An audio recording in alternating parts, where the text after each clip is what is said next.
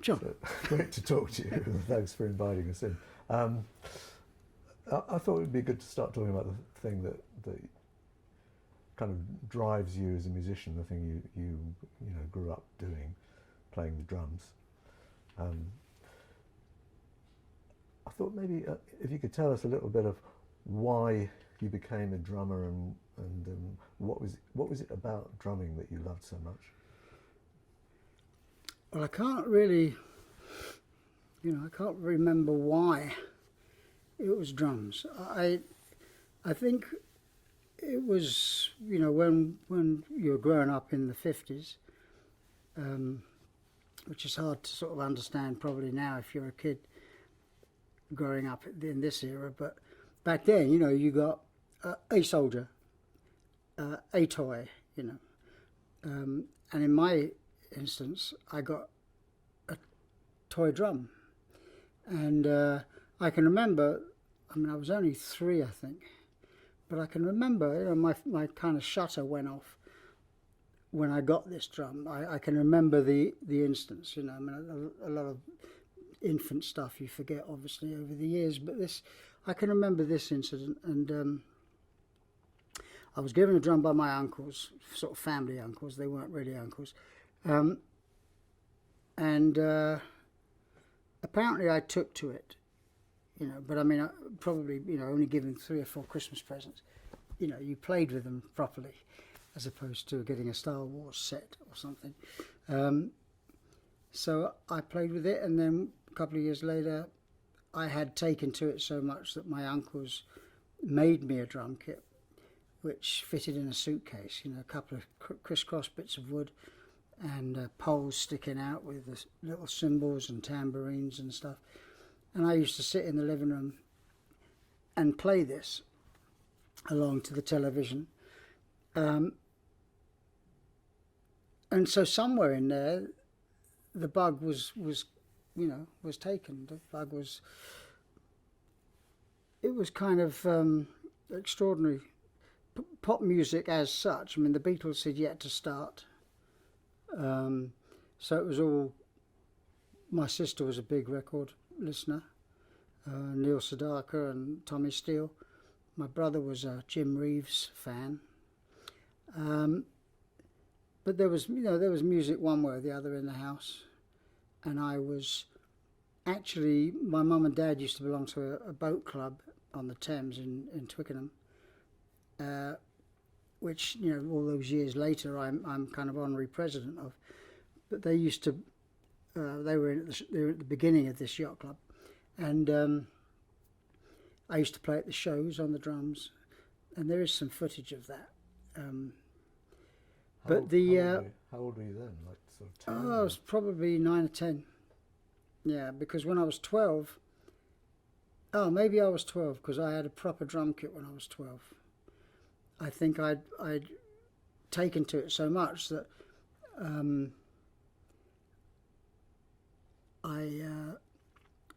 when it came to my birthday, I sold my brother's train set. I found out, I thought it was my train set, but he replied, he reminded me that it was his train set. So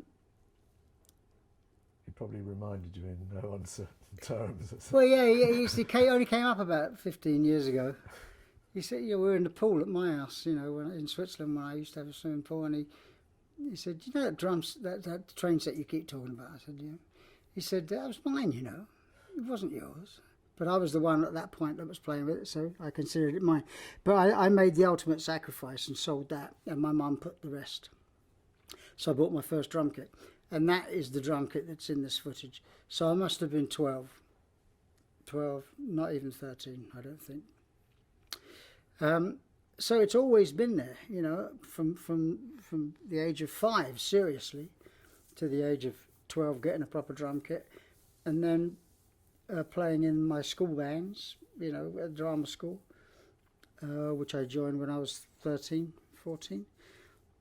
Used to play all Motown stuff and Otis Redding stuff. I used to sing a bit from behind the drums. We had a singer as well, backing singers. It was so it's always been kind of in my life. Did you develop a kind of consciously develop a drumming style, or did you take the style from the particular genre, like, you know, if it's Motown, you kind of listen to the Motown records and play like that? I tried to play like that, yeah. I mean, I was left-handed, and so straight away that kind of, you know, I remember I didn't set it up the way other drummers set it up. I set it up what was comfortable for me, which was exactly a mirror image of the right-handed drum kit. And I just picked it up. I mean, I guess because I listened to all kinds of music. I mean, by 1966, I was 15, I was listening to Buddy Rich and the big bands, you know, and John Coltrane and people, which is kind of advanced for a 15-year-old back then. I mean, now it's maybe not so much of a stretch, but I was definitely listening to all kinds of music. I was a Beatles fan rather than a Stones fan, although I did buy both albums, you know, both the group's albums. And I listened to all the stuff of the pop music of the day, you know, the Kinks and the Yardbirds and the Animals and the Who. So, and I tended to sort of play like, I learned to play listening to records. So if it was a Who record, I would be playing like Keith Moon. And if it was Kinks record, I'd be playing like Mick Avery, you know, or if it was the Hollies, I'd be playing like Bobby Elliott. I kind of worshipped all the drummers in the band, in the different bands. And so I guess, and the reason I mention that is because there was never particularly necessarily one drummer that I kind of set out to copy, and the styles of music were very different. And I think in later life that stood me in good stead because I could actually play in a lot of different styles. And even inside Genesis, for example, if we had a song that was kind of heavy, I'd put on a John Bonham hat. If there was something that was a little out there, a bit crazier, and I was able to, I would put on a Keith Moon hat. You know, if it was a straight ahead song, I'd put on a Ringo hat. You know, and it was still sounding like me, I think, but it was just like that's the approach that I had, kind of a bit of a chameleon, you know. It sounds like you were pretty confident quite early that you could be a professional drummer. That was really all I wanted to do. I mean, I didn't have. Again, we have to remember the era that we're talking about. I mean, pop music was in its early stages. You know, I mean, you had Elvis Presley and Bill Haley, and Tommy Steele, I suppose, for the English. You know, he was a big pop star, but it wasn't really a profession. I mean, it wasn't a business like it became. So for me, all I wanted to do was to be able to play the drums and to make enough money to live. You know, just have that as my job. And when I was 14, I remember thinking, you know, the whole thing through. I went to drum lessons at a shop in Acton, and to learn to read music, because I thought if I'm going to do this for a living, I need to learn to read drum music. I went to piano lessons because my aunt was a piano teacher, and she taught me piano, but taught me to read piano music. But I had really good ears. You know, I'd grown up listening to music and learning music by ears, by listening, rather than by music. So she got very frustrated. I mean, she'd be teaching me something with music in front of me on a Saturday morning. I used to go, and she'd say, "You're not reading it, are you? You're playing it, but you're not reading it. You're remembering it." And I said, "Yeah, I can't help it. You know, you've told me what to play, and I'm remembering it."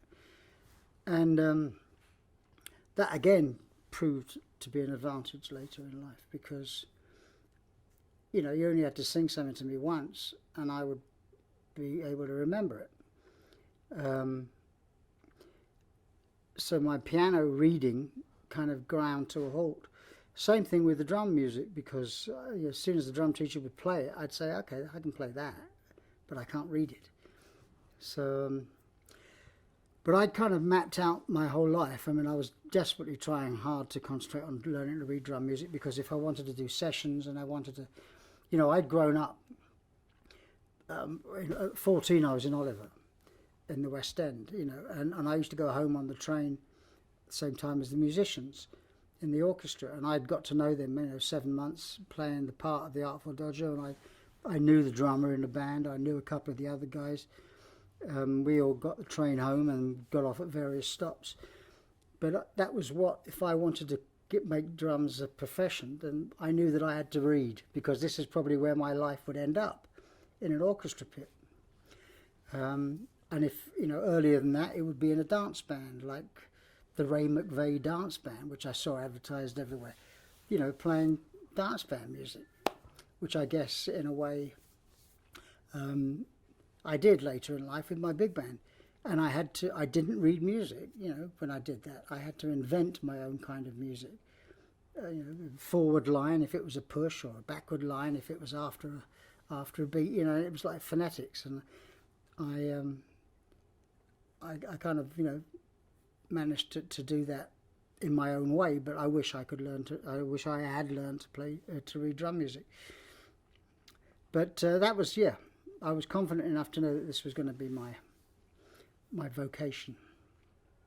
And jumping from that to, I don't know, 18, 19, you were kind of beginning to be semi-professional or even professional. I don't know, at that point where you got your, was it with your friend, Carlisle? Ronnie, exactly. Ronnie Parrow, yeah. But at that point, were you kind of, can you think back to how you were feeling about, oh, is this it? Is this my future? Is this what I want? Or were you kind of pushing forward, like, I want to get into something where, you know, something really big? How ambitious were you? Sorry. Want me to fix that for you? Well, yes, stick it in me a bit. Yeah, you don't want to get... We can just, if we're not going anywhere, just put it outside. Let me just get the... You want to just stick it? Yeah. I'll just put it Yeah.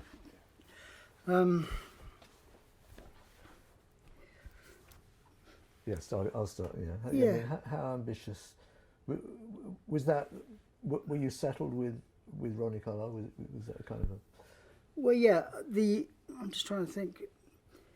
I mean, because my mum was working for, you know, she was an agent, a theatrical agent,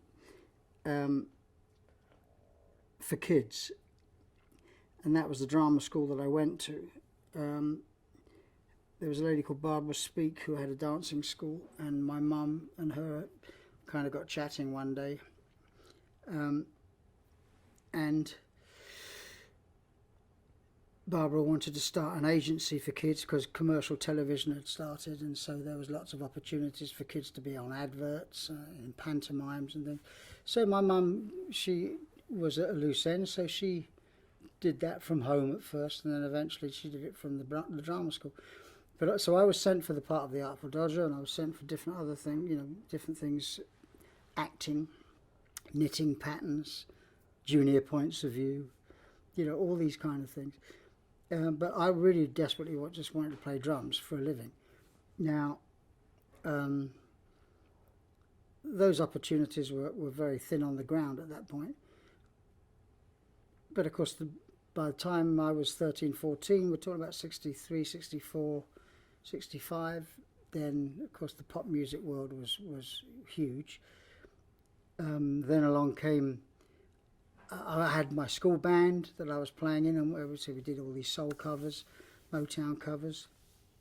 I then met another guitar player from another rival stage school called Ronnie Carroll, and he and I formed this group. There's only two of us. I remember going to his place. This was the era of the supergroup, you know, Cream and if more than one good musician got together with another musician, then it was kind of a supergroup. So I went to his house. I walked down the road to his house in Hounslow, and I knocked on the door. He'd heard of me from his friends at school, and I'd heard of him from friends at school. And I said, you know, you Ronnie? And he said, yeah. I said, I'm Phil. And we each knew each other. And I said, do you want to form a group? He said, yeah. Who's in it? I said, me. So we formed a group. And, you know, we just used to play in our living room. And I've got great tapes of the two of us, not videotapes, but I've got audio tapes. Some really good stuff. I mean, Ronnie was very good. His mum and dad were in music. His dad was a band leader and his mum was a singer in the band. He could play anything. And he's in my band today, you know. But we've been together ever since, on and off. And so by that point, I was ambitious because it was beginning to seem possible that you could do this for a living outside the world of, you know, reading music and dance bands and stuff. You know, you could actually, if you were lucky enough, get in a pop band that something would happen. You wouldn't, it wouldn't be stardom or anything. Again, those windows were closed, those doors were closed. We didn't even think about that. It was just a question of playing for a living. And so I was ambitious when it came to that, and confident without being arrogant that it was possible. You know, I was good enough to do it, and I was a professional musician in a semi-professional band until I joined Genesis. I mean, I went from band to band, and sometimes the band would have day jobs, and you know we'd all meet up. But I was the one that was actually existing on whatever we earned. I never had a day job. I never had a normal job. You were the trailblazer, in a sense. Well, I don't know about that, but I do remember that the first job I ever got, well, the only job I ever got, which was kind of anywhere near normal, was when I joined Genesis, funnily enough. The guys, I went to the audition and got the job eventually, and they said, well, before we start this mammoth, you know, job of teaching you, of learning how to play as a four-piece, because our guitar player's left, Anthony Phillips, we're going to go on holiday for 2 weeks. We thought we were going to get a brain break for 2 weeks. And I said, great, I've got the job, but what am I going to do for money for the next 2 weeks? Because, you know, literally I didn't have anything.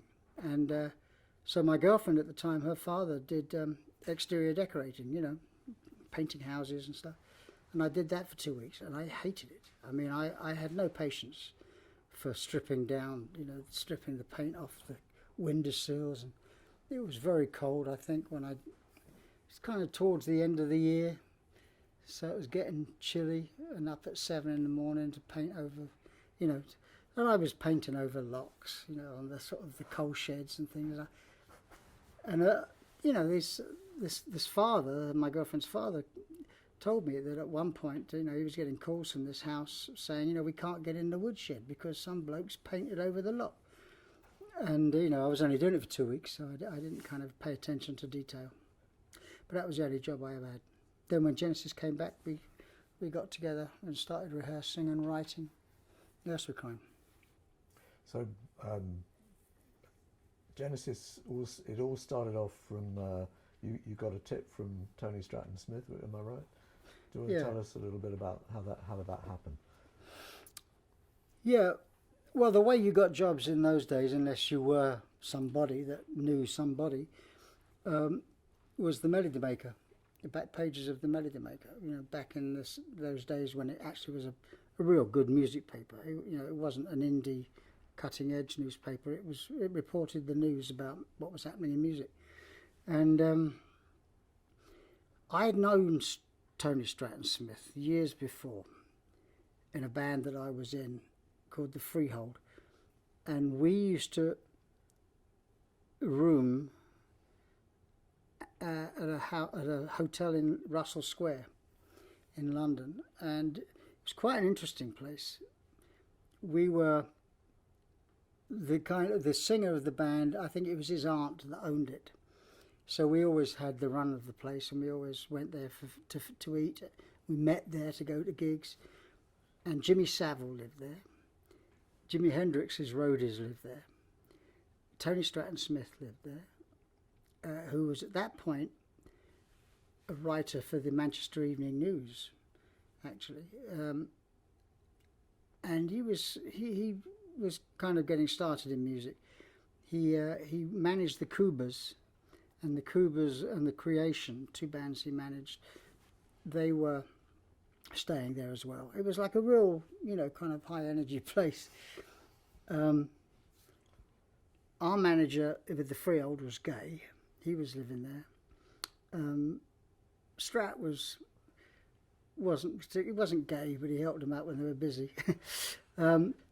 But Jimmy Savile, of course, we all know what Jimmy Savile was doing.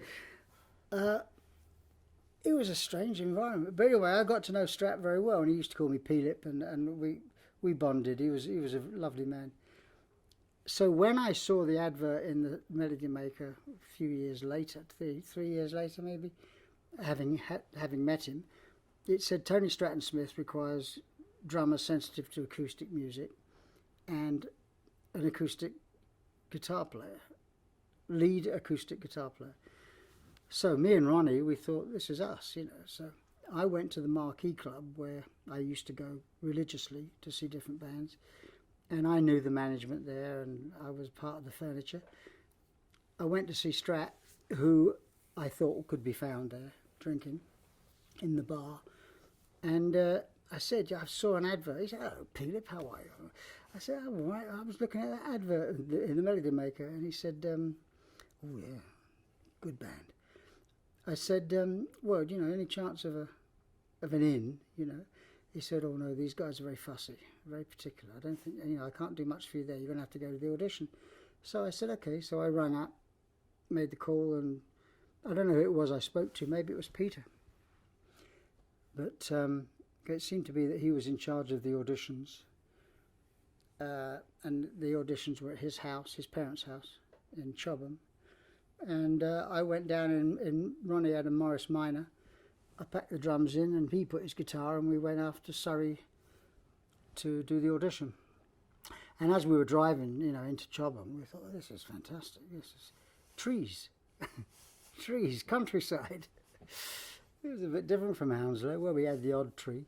But yeah, so we pulled up, and we were early. And I mean, I've told the audition story many times, but it was funny because, you know, when I walked in the garden to sort of say hello, followed the noise, you know, they were auditioning drummers under a big parasol in the back garden, and there was a grand piano on the patio. And Rutherford, who claims this isn't true, and we've discussed this and argued about it many times, he was in a smoking jacket. He had a kind of Noel Coward sort of burgundy smoking jacket tied, you know, velvet. And that's how I remember him. And there's no reason why I would make it up. But he claims it's not the case. But anyway, they were auditioning drummers, and they said, have a swim in the pool. I thought, God, a pool and a tree, you know. So I went for a swim while Mike took Ronnie off to try the guitar stuff. And of course I was listening to other drummers before me. I was 2 or 3 drummers before me, and by the time I got around to doing my thing, Peter said that even the way I set my drum kit up was professional. You know, they were very impressed by my manner. And of course I knew everything that had gone before because I'd been listening to it for 45 minutes. So by the time I sat down at the drums, I was pretty familiar with the material. So I made it sound like I, you know, had a great ear, which I did have. But nevertheless, you know, some of it was a little tricky, but I managed to get around it. And I went back home, and Ronnie said to me in the car on the way back, he said, I think you blew that. I remember him saying, I think you blew that. I think I did well, he said. So later on, when Peter finally called us, he called me, and I guess he called Ronnie separately, but he said, we'd like you to join the band. And I said, great. I said, what about Ronnie? And I think he must have said something like, well, Ronnie didn't make it, I'm afraid. You know, he was a bit too bluesy. You know, he was listening to Clapton and the Blues Breakers and Cream, and you know, he was a bluesy guitar player. Much less so now, but then he was, and so it didn't really fit into. I could see why it didn't fit into what they were doing. Whereas I had this kind of, you know, this multi kind of different tastes and different styles of playing. When you were listening to the other guys auditioning, did you kind of pick up on what they were doing wrong? Yeah, yeah. Well, the first thing the one a couple of them did was they said, "Would you like to warm up?" You know, as one would an athlete or something. Before you jump the high jump, would you like to warm up? And the drummer said, "Yeah, all right." And so they did solos, you know, which really was not it's never been in the Genesis, you know, dictionary. You know, you don't do, I mean, me and Chester did drum duets, but because it was a bit of a spectacle, you know, I mean, and something you didn't see anywhere else. But actually, the whole band leaving the stage and the drummer doing a solo just never worked with Genesis music. And I thought, that's a bit of a mistake. I said, I don't think we need to show off. So when I came up to the audition, they said, "Would you like to warm up?" I said, "No, that's all right. I just, you know, just what are we going to play?" And I think that was a you know, a tick in my direction.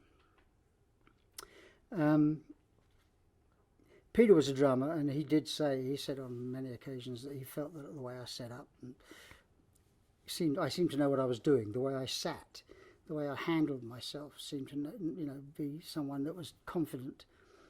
And they were looking for someone that they didn't have to tell what to play.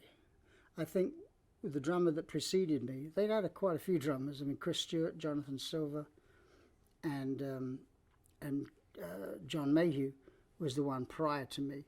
And I think with John Mayhew, he wasn't a natural drummer, so the drum parts had to be kind of delegated a bit. You know, sort of, it was a committee to get him to play stuff. That's the impression I get.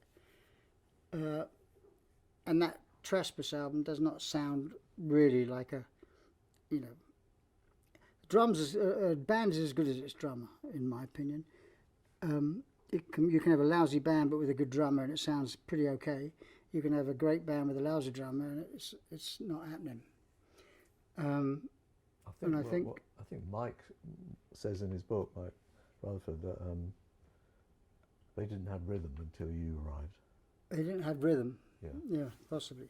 That you kind of introduced rhythm in a way that they were kind of a little too held back and controlled and contained. Yeah. Would you think that's right? Well, yeah, I would, based on the recorded stuff I mean, I never saw the band live, so I don't know. The recorded stuff, Genesis to Revelation and Trespass, I thought were weak rhythmically, even though there's some great possibilities on that record to be, especially Trespass, to be, you know, ballsy and rhythmic. But anyway, that was, you know, I mean, that's no slight on John Mayhew. We're talking about 1969, 70, so everybody it was all fresh and everybody was learning. But anyway, I got the call to do the job and Ronnie didn't. And so we, after the holiday, 2-week holiday, we reconvened at the Maltings in Farnham for about 5 or 6 weeks, something like that, to write music and to learn what stuff they were going to keep going from the previous incarnation. And that album that we wrote, the material that we wrote, would later become Nursery Crime. Did it surprise you in a way that you were kind of taken in as a complete member of the group and a co-writer right from the beginning? Yeah, I mean, I wasn't really writing much at that time. I had bits, and some of my drum things, if you like, you know, I might start playing something just because I'd heard it somewhere else or I'd learnt it, and the guys would start playing along to it, you know. So in a way, I suppose some of that stuff became composition, but I wasn't really a writer. And I think, you know, they probably felt that they had that covered. You know, there was enough arguments without another, you know, between Tony, Mike and Peter, who were all pretty highly strung at this point. you know, I was a stage school kid. I was from a very different background. Grammar school. I'd been playing music all my life, whereas music to them was a restricted subject. You know, I mean, you know, you weren't supposed to play guitar at Charterhouse, and so I think I was a kind of an example of freedom, of liberty, and they were kind of arguing. There was a lot of arguing. I mean, it wasn't all the time, but you could see there was tension. Was it kind of civilized arguing? Yeah, it wasn't punch-ups or anything. It was just someone would storm out, and quite often that would happen at the maltings. And this, we were all kind of living. I was staying at Mike Rutherford's house. You know, we were all living, not living together literally under the same roof. Although I was staying with Mike, but it was very incestuous. You know, we did nothing but this. So obviously, you know, people got irritated with each other. And sometimes, you know, Peter would walk out, sometimes Tony would walk out, sometimes Mike would walk out. He'd hit a guitar chord and then walk out. And I'd say, what's going on? You know, did I miss something? And it turned out that sometimes my humour deflated a situation, you know, and made us laugh at it rather than it, you know. I mean, as Mike said, back then everything was very precious. You know, it really mattered. You know, you're playing what kind of A chord? No, that's not the best inversion of the A. You know, I mean, things like that. Whereas it's now, you sure? Oh, okay, well, it doesn't, okay, well, you're right. No one ever said, you're right. It was always, you know, beating each other into submission.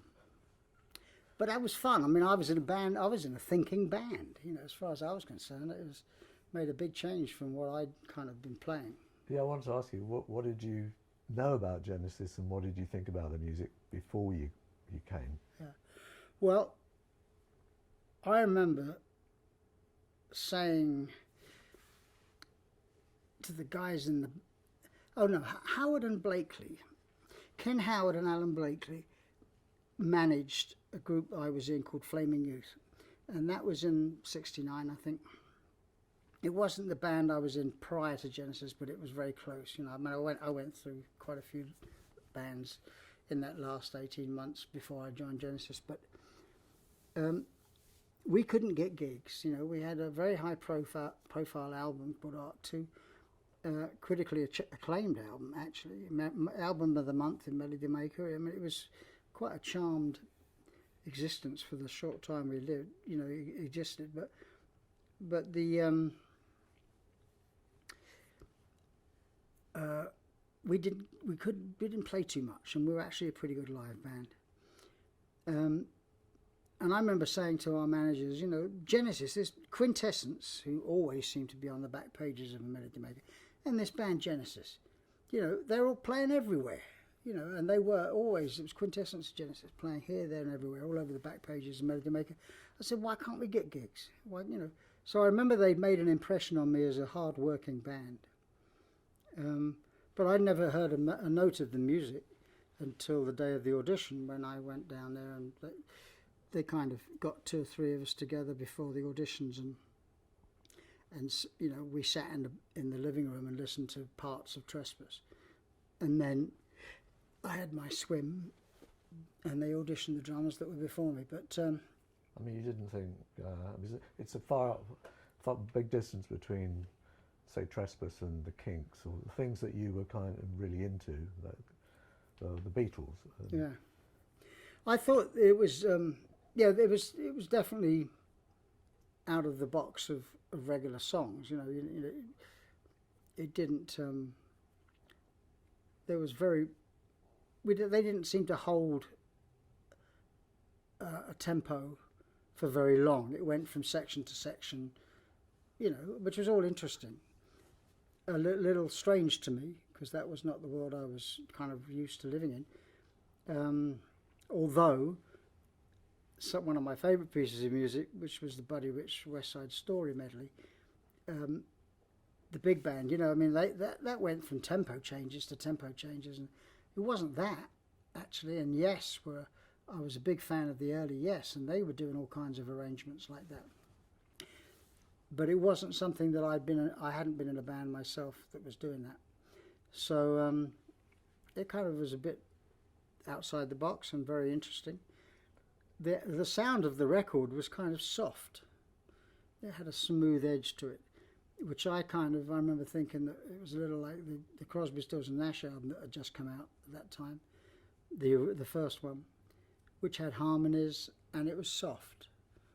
You know, even when it was kind of playing heavy stuff, it was still soft. It wasn't edgy.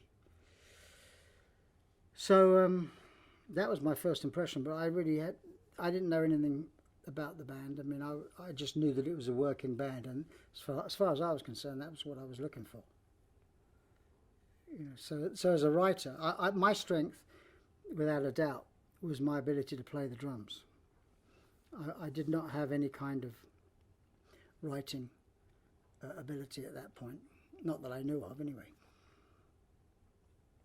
But the writing ability kind of, it came in stages. Was Steve Hackett on board at this point? No. They tried to find a guitar player, but they had not found one at those auditions. We then advertised again, and there was a guy that played with us for what seemed like a long time, but it's probably only a few months, called Mick Barnard. Mick Barnard or Mick Barnard? Mick Barnard. Mick Barnard, I think. Mick Barnard, yeah. He's a great guy. I liked him. Is he from Aylesbury? Yeah. Yeah. And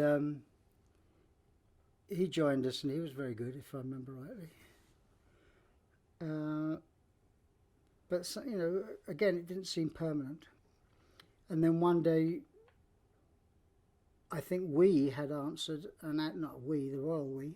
I think it was probably Peter or Tony had seen an advert for a guitar player who was trying to get into a band that was outside the box, and that was Steve, and we all met him at Tony's flat, and he was very dark. He was a big Robert Fripp fan, who was very intense and very funny guy, Fripp actually, but he always gave the impression of being very serious and very dark.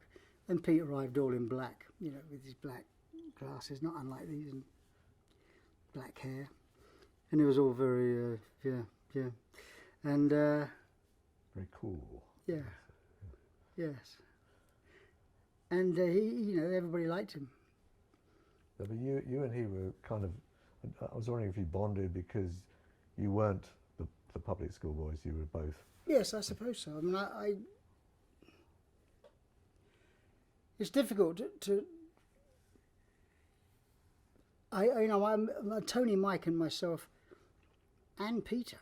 Although I don't see Peter as much as the other guys. I was I up until recently I was in the band with them, really. I mean, we did the reunion, and we're still staying in touch. And when I was in hospital, they came to visit me. I mean, we're good pals, and. Whereas Steve, I bump into very rarely,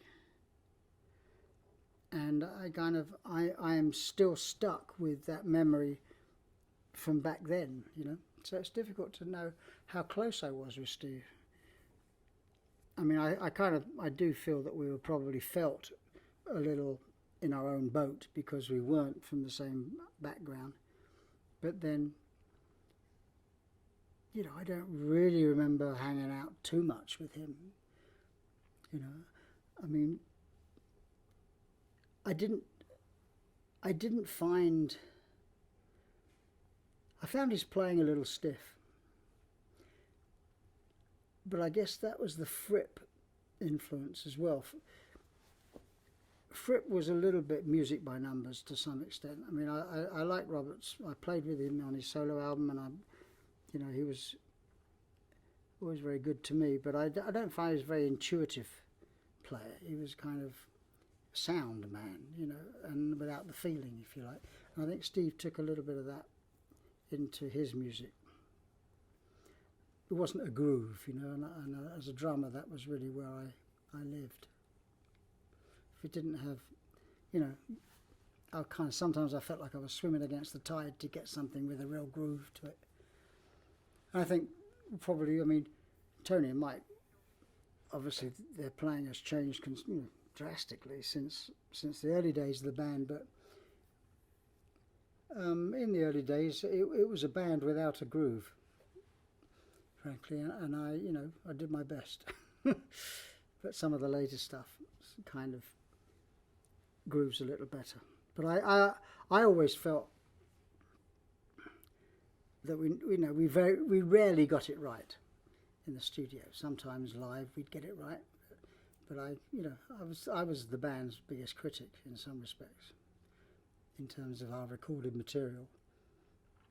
Did you at that stage kind of think, hang on, I could write songs? I wrote bits. You know, I was married with 2 kids, and I had a piano at home, and we were working an awful lot. I mean, we were on the road an awful lot. But I do remember a few things that I'd written, only bits, and one of those bits reared its head on Lily White Lilith on the Lamb. But not so much, no. It wasn't until, you know, The Great Sorrow of 1980, which produced, you know, Face Value, and you know, which produced me writing on my own, and then suddenly I realised I could do this. But before, my interest was much more in playing than writing, you know, and I had Brand X, although that was 73, 74, 75. Actually, it was probably through to the 80s, but it started about 73, 74. And that kind of, that took up a lot of my time as well, playing. But that was the direction, my early jazz love, you know, of things like John Coltrane and Buddy Rich and Count Basie led me to Weather Report and Stanley Clarke and Chick Corea and people like that. And so Brand X was an obvious, you know, I was asked to play in that band by by Island.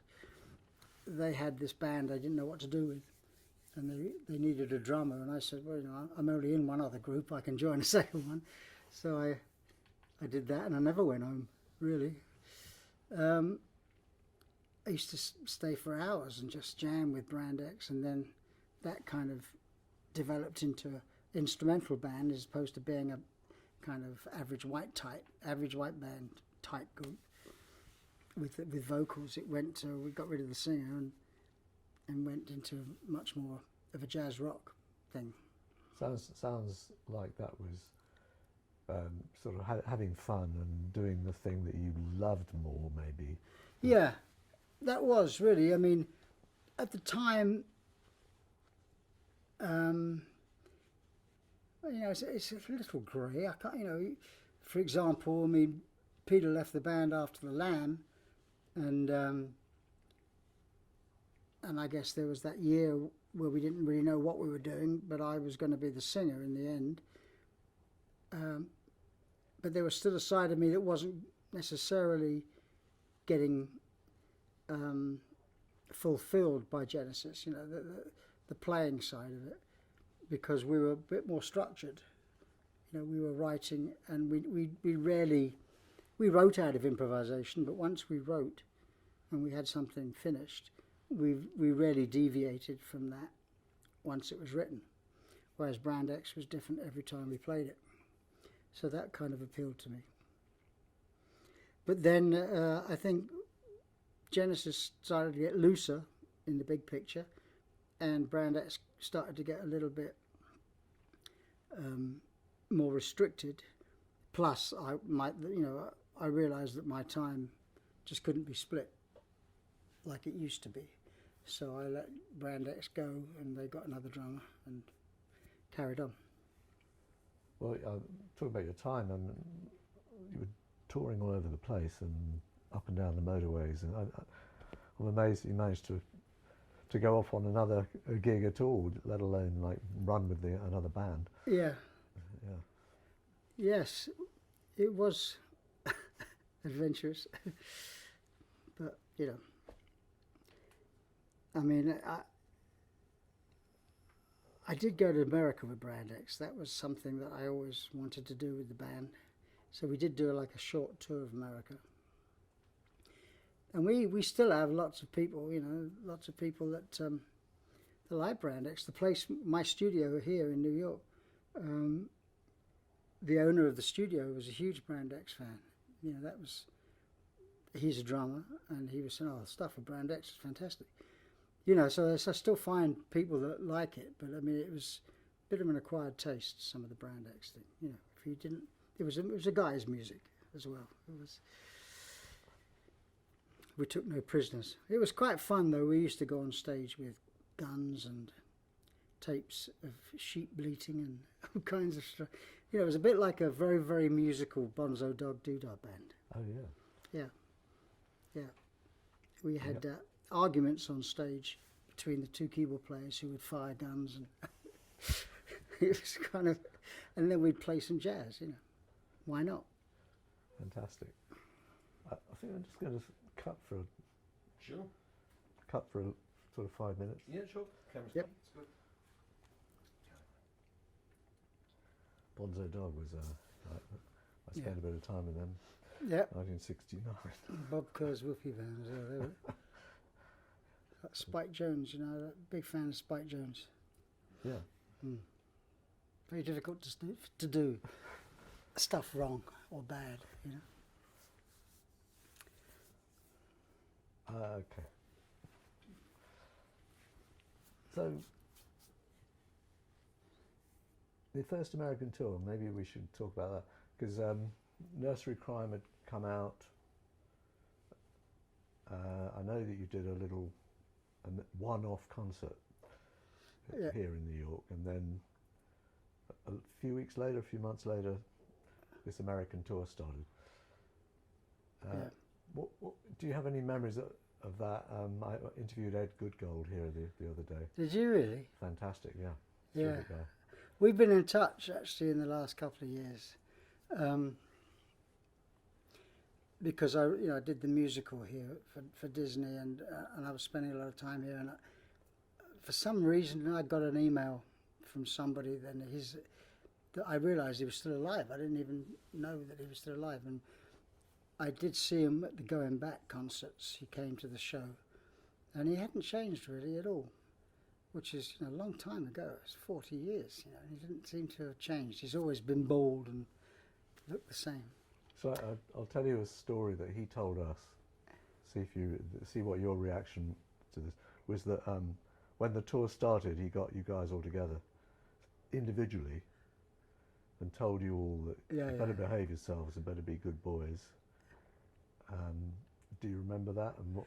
Yeah. I mean, I've retold that story. I mean, what I remember him doing was going up to us individually. We were staying at this Holiday Inn and that Holiday Inn or whatever, Howard Johnson's, and he would come up to us and he'd say, you are the most important guy in this band. Don't ever forget that, right? And he'd kind of butter you up, and he'd give you an amazing confidence that you were really the guy that mattered, And of course he said it to everybody. And we all were going around thinking that we were each, really the leader of the band. And it was kind of great psychology. And he lifted morale because, we did a show here. This must have been prior. It was in December 1972. And I remember it distinctly because when I went back from that show, at Christmas, my dad died. And so he died before anything really. I think he came to see the show in England at one of the pubs we played in. but he never really saw that it could go anywhere. So I've never forgotten that it was December '72, and we did the one show, which was a showcase, but it was suggested that we do a warm-up show just to sort of get the feel of it. And so we went to Boston, because Boston was renowned for liking English bands. We'd read it in Melody Maker, we'd read it in all the other music papers. You know, King Crimson had done very well here in Boston, and The Nice, and all these kind of bands that we felt we had something in common with. Well, we went, they organised a gig at Brandeis University in Boston, a lunchtime concert. And so, you know, you've got to remember that, you know, Peter was wearing his costumes and things. We didn't have any kind of show, but he had his outfits. And we were on some kind of stage that was obviously, you know, put up piece by piece. It wasn't in a big auditorium or anything. And it was a lunchtime concert where students came with their lunch boxes and their homework and sort of their papers to study with. And I remember there was about 50 people in the audience, maybe 50 people, and they were all eating or all reading, you know, and we were thinking, this can't be Boston. Is this the right Boston? They're supposed to like us here. You know, it was a disaster, really. And Ed, I think Ed was there. I don't remember when he started managing us, actually, but I think he was brought in by the record company at the time, which was Buddha, and Shanana may have had some, he was managing them, and they may have had some tie. So he was brought in as a kind of, this is another bunch of weirdos, you know, see if you can do something with them. Yeah, I think he said that Strat asked him. Okay. Because he was involved with Buddha. Yeah. So he was kind of managing us on the American side. And then we did the next night, or the next night after that, we did some photographs in Central Park, which are still being used today. And then we did the Philharmonic Hall, which is now the Avery Fisher Hall, which is part of the Lincoln Center. And you know, we'd flown it out, and for some reason, what had worked in Boston did not work in New York. I mean, the Mellotron had terrible problems because it ran on cycles, and we didn't know that 50 cycles or 60 cycles here was different from English power. I don't know why this wasn't a problem in Boston, but it didn't seem to have been. But here, and the unions made it very difficult. You know, we had to be off the stage a certain time, and this was our most important show. You know, we thought if we do a good show here, we'd cracked America. You know, little did we know that down the road, 150 miles, they hadn't heard of you. But anyway, the show, they loved the show. The audience loved the show. We hated it. I don't remember what I felt about it, but I could sense that Tony thought it was a complete disaster, Tony Banks. And it wasn't like Mike would say, "Oh no, well, we did all right." You know, he was thinking of the whole thing. If the Mellotron was out of tune and our big stuff didn't sound right, then it was a disaster. You know, I was playing in New York. I'm not sure what I felt. I thought, like, you know, if that doesn't sound good, listen to me. I'm playing some good shit. You know, I don't remember what I felt. But anyway, it was deemed a disaster. Except that it did put us on the map, and people now talk about the legendary show in 1972, where this young band Genesis came through and showed everybody the way. You know, I don't remember it like that, but of course we did think that because we'd gone down so well that was it for America, and then the penny slowly dropped that we had to. That was just one piece of the giant jigsaw. So we came back for another tour, which definitely Ed Goodgold was involved with, and Nancy Lewis, who was a publicist for Monty Python. I mean, it was the same time as Monty Python were on the Charisma label, and they were doing things over in America for the first time. Do you think of joining together, Genesis and Monty Python? Yeah, well, there was one party where we all. It was a party in honour of them and us. here in New York. And well, later in life, when I went to Strat, he was in LA and I went to Strat because I'd known him a long time. This was 1980. Face Value had yet to come out, and I wasn't going to sign my solo career with Charisma. I wasn't going to sign it with Strat. And I knew that he was kind of a bit surprised and shocked and saddened by that because we'd known each other for a long time. And I went to visit him. I was in LA and he was in LA with Monty Python. They were doing the Hollywood Bowl. And I went to his room and showed him the record, or played him the record, and I said, you know, I'm not going to be signed. I'm going to be signing with Virgin in England and Atlantic in America. And he was a bit disappointed, you know, because we'd known each other such a long time. And then there's a knock on the door, and John Cleese walked in. I'm sorry, I didn't know you were busy, Strat. And he had this hockey shirt on. It was a very incongruous sort of picture of Cleese with this Penguins hockey shirt. I'll come back later. Anyway, so, you know, so and then we played football, five-a-side football, with Python, Genesis against Python, which was Strat loved his football, and he tried to get a few five-a-side teams going to have a championship, and we played against Python, and we were terrible, but Python were very good. I mean, Cleese was a great football player. You know, he was like, you look at him and think, how could he possibly have ball control? He's such a very gangly guy, but he had fantastic foot control. So yeah, we had a bit of cross-party stuff going on. So back to the yeah. That's a good story though. Cleese is so the funny walks becomes a funny footballer. Yeah. Back to the American tour. When you set out across America, in fact, audiences hadn't really heard of No. you. Ed was saying it was the one tour where he went around lying to people, lying to DJs. These guys, they're great, you know. It's the imports. Everyone's listening to them from the imports. Yeah. But you presumably experienced a kind of unenthusiastic opening session, at least. Did it build? Can you remember that? Well, yeah, it certainly. We learnt that. I mean, first of all we had to get gigs wherever they would give us gigs, places to play, and that was most of the time. I guess that would have been the traditional strongholds of English bands. Although we didn't go back to Boston for a while. Philadelphia was great.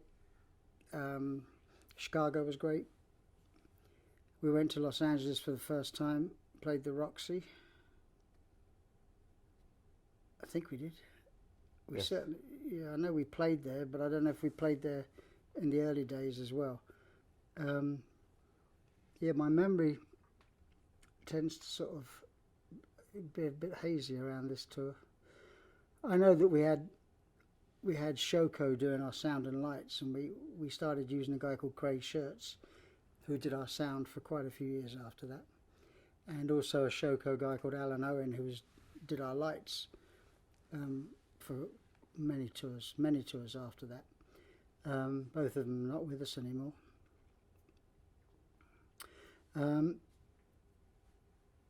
We spent a lot of time rehearsing in Dallas, if I remember rightly, because that's where Shoko was based. But I can't remember the exact length of the tour. Probably about 3 or 4 weeks, I would have thought. Yeah. There's a very good book, Alan Hewitt, called The Musical Box, I think, or Opening the Musical Box, and it's got pretty much every show that we've ever played, listed, solo and as a band. It's kind of, I don't have it here, but it's kind of an interesting book because I look at it and think, fuck, did I play everywhere? It's like your life in a book, but it might be interesting, at some point for you to look at it. Was this is your first time really? You're on tour in America, English rock band. Did it kind of how did it affect you? Did it go to your head? Was there a sort of, oh my God moment? Well, I think we had, I mean, probably it was 1973. Well, it was definitely 1973 because the first shows were December the 72. Yeah, yeah. So by that point, we'd been in Europe, and you know, Belgium, particularly Italy, particularly maybe France. They'd taken to us. You know, we felt we were getting somewhere. You know, and we were quite popular in England, and we were branching out in Europe, and we had really strong support in Italy and Belgium, French part of Belgium particularly. So I think it kind of one part of it probably surprised us that here this, you know, it's one of those things where you get popular and then by the time you never really get it. You sort of, oh my God, there's all that. And you get to that level and you think, oh my God, there's all that. So we didn't realise until we came to New York probably that just how vast America was and how much there was to do.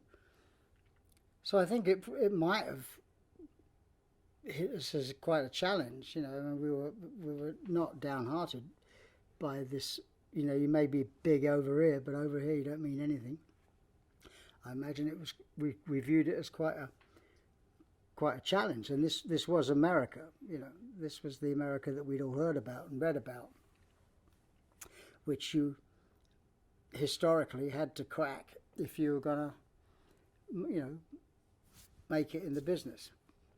So it was interesting. I mean, Tony and Mike, I think, and particularly kind of enjoyed the travelling part of it. You know, just seeing all these places that you up until that point had only heard about. So it was hard. I mean, even remember the hotels. You know, were a novelty. You know, just to stay in a Holiday Inn, you thought, this is the Holiday Inn. You know, this is the Holiday Inn. They're famous rock and roll hotels, you know. People get banned from these. So it was all experience. And I can't remember ever feeling jaded by it or like depressed by it. It was like we were touring America. That's what you wanted to do. Let's talk a bit about Peter, because the role of Peter, the singer, turning into in performance, the kind of the more theatrical side. What did you make of him when you first worked with him, and then what did you think of his stage stuff as it developed? Well, I didn't feel anything negative about Peter's costumes really, and until maybe later. I'm just trying to think. I mean, in the early days of Aylesbury Friars and all those places, the costumes were kind of, you know, a hat. It wasn't like slippermen, you know what I mean? It was kind of small stuff. He had his bass drum, which was part of his equipment, and he could hide behind his bass drum. And I know how that feels because, you know, when you're a drummer, you have this thing. It doesn't have to be a huge kit, just it's like between you and the audience, and it's a bit of cover, and it's a bit of a security blanket. And I think Peter wanted to keep his bass drum, because he was a drummer, for the moments where he wasn't actually singing. And there were quite a few moments, a lot of moments in Genesis music where there was no singing, there was no vocal. So that gave him something to do, plus the flute. And like I, you know, with the hat and the costumes as they started to become, gave him something to hide behind and become somebody else. You know, Peter was. But in a way, you know, whenever sort of Spinal Tap is on or something, and you see these moments, you think, I've been in a band like that, where the pod didn't open. You know, that's Genesis. In some respects, we've had lots of moments like that. We had moments with the Lamb where a similar thing would happen at the end of the Lamb. before It, the song It, Peter would disappear and he would appear on one side of the stage, and a dummy would appear dressed exactly the same on the other side of the stage, and a strobe light would go on, so you didn't know which was Peter. I think that was this part. Was that? No, I'll tell you what it was. It wasn't for the Lamb. It was the same part of Supper's Ready, I think. And it's, boom, hey babe. We used to have, you know, an explosion, a little bit of an explosion, and a flash. And you had to mix exactly the right amount of explosive powder and flash powder. And we were in Europe, I think somewhere like, probably, it was the beginning of a European tour, it was probably somewhere like Oslo. And because we always kind of crept in the quiet places. And our production manager, literally, we'd done the Lamb, I think maybe that's what it was. We'd performed the whole of the Lamb, and then we were doing the encores or something, and this, he detonated, and it's, well, the thing was exploded. I mean, the speakers that the powder was sitting on exploded. Bits of wood hurling all across the, you know, bits of wood hitting us, and the audience were just stunned. We stopped playing because we thought something had blown up, and it had, you know. And the tour manager, the production manager, put his head round the curtain and said, "Sorry," literally just that. And I remember shouting to him, "Said, you're fired." And the audience, we stopped playing, and the audience just quietly got up and left. So we never finished the song. It was just one of those, they thought that was the end, you know, because basically we couldn't probably play after that because ears were ringing, and there was, you know, the speakers that these things were sitting on had blown up. There were lots of humorous moments, you know, Spinal Tap moments. With the bit with the end of the Lamb, with the two dummies, well, the Peter and the dummy, the last night of the tour in Vancouver, one of our roadies dressed up, well, he put the leather jacket on but took all the rest of his clothes off and just stood there behind me, because I was on that side of the stage, like in the same position as Peter, with a leather jacket and nothing else. And I don't even know if people understood it, but it was like one of those last night pranks, you know. End of Supper's Ready, we had strippers on stage. All crew jokes, you know, they thought this would be funny. It kind of was funny for a few seconds, but then we had about, you know, 5 minutes of music to play. And there's these three strippers on this very, you know, for Genesis fans, which was very, you know, it's like the Holy Grail, you know. And there's three strippers taking their clothes off slowly. And they smell as well, you know, BO, and we're all sort of sitting there wondering what to do. You know, do you look at the stripper? I mean, Peter was trying to sing, but there were strippers all over him. Hilarious. Yeah, kind of. Imagine the sort of studious student of music. Yeah. You know, suddenly, And they this is think, a lot more fun than. right, they don't know it's the last night of the tour. They just think that this is what we're now doing with Supper's Ready. You know, things change on tour. You know, they morph into something else. You know, now we've got live strippers. So. I was watching last night, I think actually, one of the old concert, Peter on stage, Supper's Ready, and it's quite interesting because you're at that point. I think you're in a white kind of boiler suit. And, yeah, boiler suit. Yeah. Yeah, and you're quite clean shaven. You're not in the hippie sort of the longer hair and the hippie jacket and that sort of thing anymore. Mm-hmm. But Peter tells these little stories in between, which, you know, is kind of amuses the audience, and it takes you into the song. So into Supper's Ready, he goes, it tells a story about the worms, and, you know, it's a sort of mess. It's time for supper. Yeah. I was thinking, you're sitting there. You're very patient, and then you kind of. But there's an urgency to the way you're sitting. And I'm thinking, you're just dying to play those drums. You know, just get on with it, Peter. And my thought was, well, after doing that, say 100 times, you know, you're the drummer, let's have some music.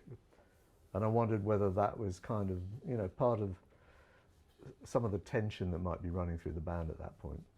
It's like, okay, this great stuff, yeah, but as you say, very Spinal Tap-ish half the time, and then where's the music? Yeah, well, I don't remember thinking that. I mean, and if I did think that, I would own up and say it. I mean, the tension. I don't remember any tension, actually. I mean, I may have been oblivious to it.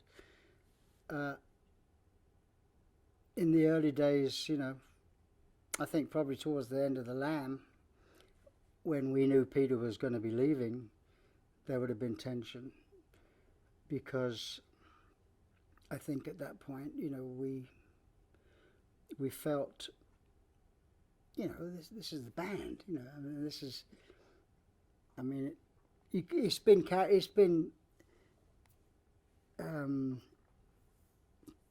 caricatured in the Blues Brothers and Spinal Tap. You know, this is the band, man. You know, what are you doing? It's felt a little bit cheated and let down by the fact that someone's going to leave.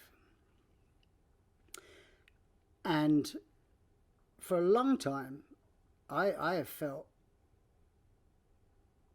you know, I was on the verge of leaving sometimes, whether it's because of the music isn't necessarily, you know, not because you've had some success on your own, but you think, well, the truth is that my music tastes, my music that I write is a lot simpler than Genesis stuff. I mean, for a while it was good to have both. You know, why not? I mean, I did Brand X and Genesis, and I could do my solo career in Genesis, and that's actually what I did. You know, I've turned down the opportunity of doing things more permanent. I mean, whether it's been to play with Eric Clapton, you know, on a more permanent basis in the days when I was playing with him. The Who, you know, I could have made a big, much more of a concerted effort to join The Who after Keith Moon died, and they'd already had Kenny Jones, but I always felt that I was the man for the job, frankly. But you know, I kind of didn't want to let the band down, because as soon as, you know, you're not only affecting the guys in the band, you're affecting the road crew, you're affecting people that have been with you for a long, long time. And when I did finally leave, I remember thinking, God, you know, what's going to happen to so-and-so? What's going to happen to so-and-so? But it came to the point where I was actually living in Switzerland, or going to move to Switzerland, and it became very impractical to just stay in the band and do all the things that we used to do. So going back to Peter leaving, one felt that why, you know, this is all working so well, you know, why do we have to go through this potential, you know, danger area of the singer of all people leaving the band? And of course, I don't think any of us, maybe Tony Banks knew, but I certainly didn't. I didn't know anything about the problems with Jill, Jill Gabriel's childbirth problems, you know, and how that was all hanging in the balance. None of us knew that. I say maybe Tony Banks did, because Tony and Pete were very, very close. I didn't know that. I just thought that he'd been offered something from William Friedkin and fancied it, you know. Anyway, I think we all knew that when that came down and he left for that brief period during the writing of The Lamb, I think we all thought, okay, well, this could happen again at any moment. And when he came back, probably things were never the same. I don't really remember in detail. That's kind of a profound thing to say, and I would not like to say it was never the same again, or we just went on. You know, I remember us carrying on, but how people felt about it, I don't know. And I think, you know, probably people will be hanging on whatever we say about this. Has been, okay, well, we've heard from Phil and we've heard from so-and-so that things were never the same when Peter. Well, I don't remember, frankly.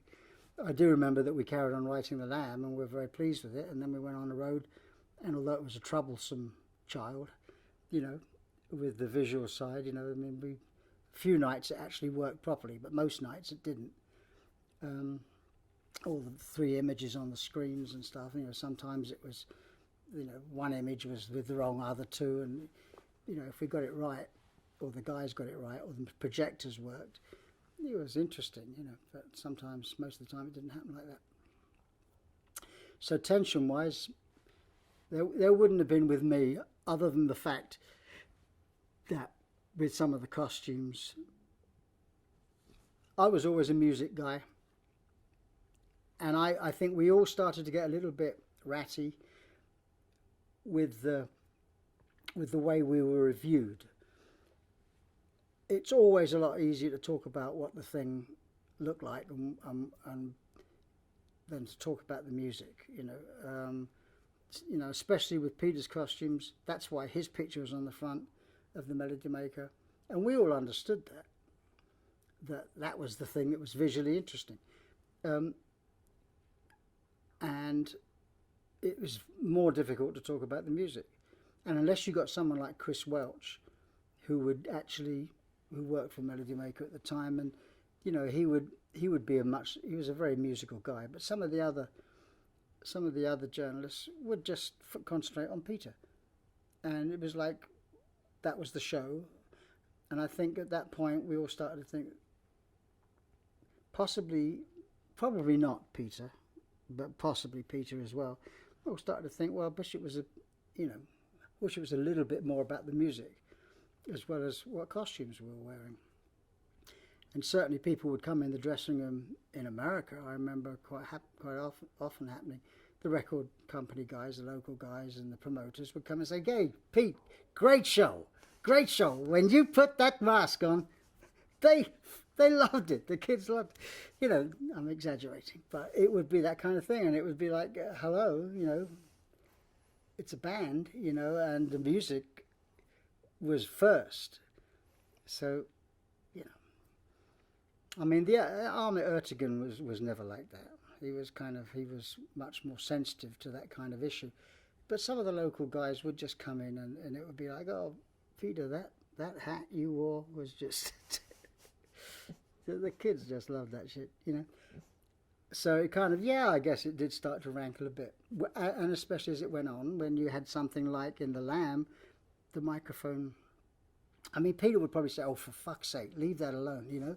But for me, I was sitting there watching. A lot of the time, the microphone, he couldn't get the microphone near his face because, you know, of what he was wearing. The Slipperman outfit was one in particular.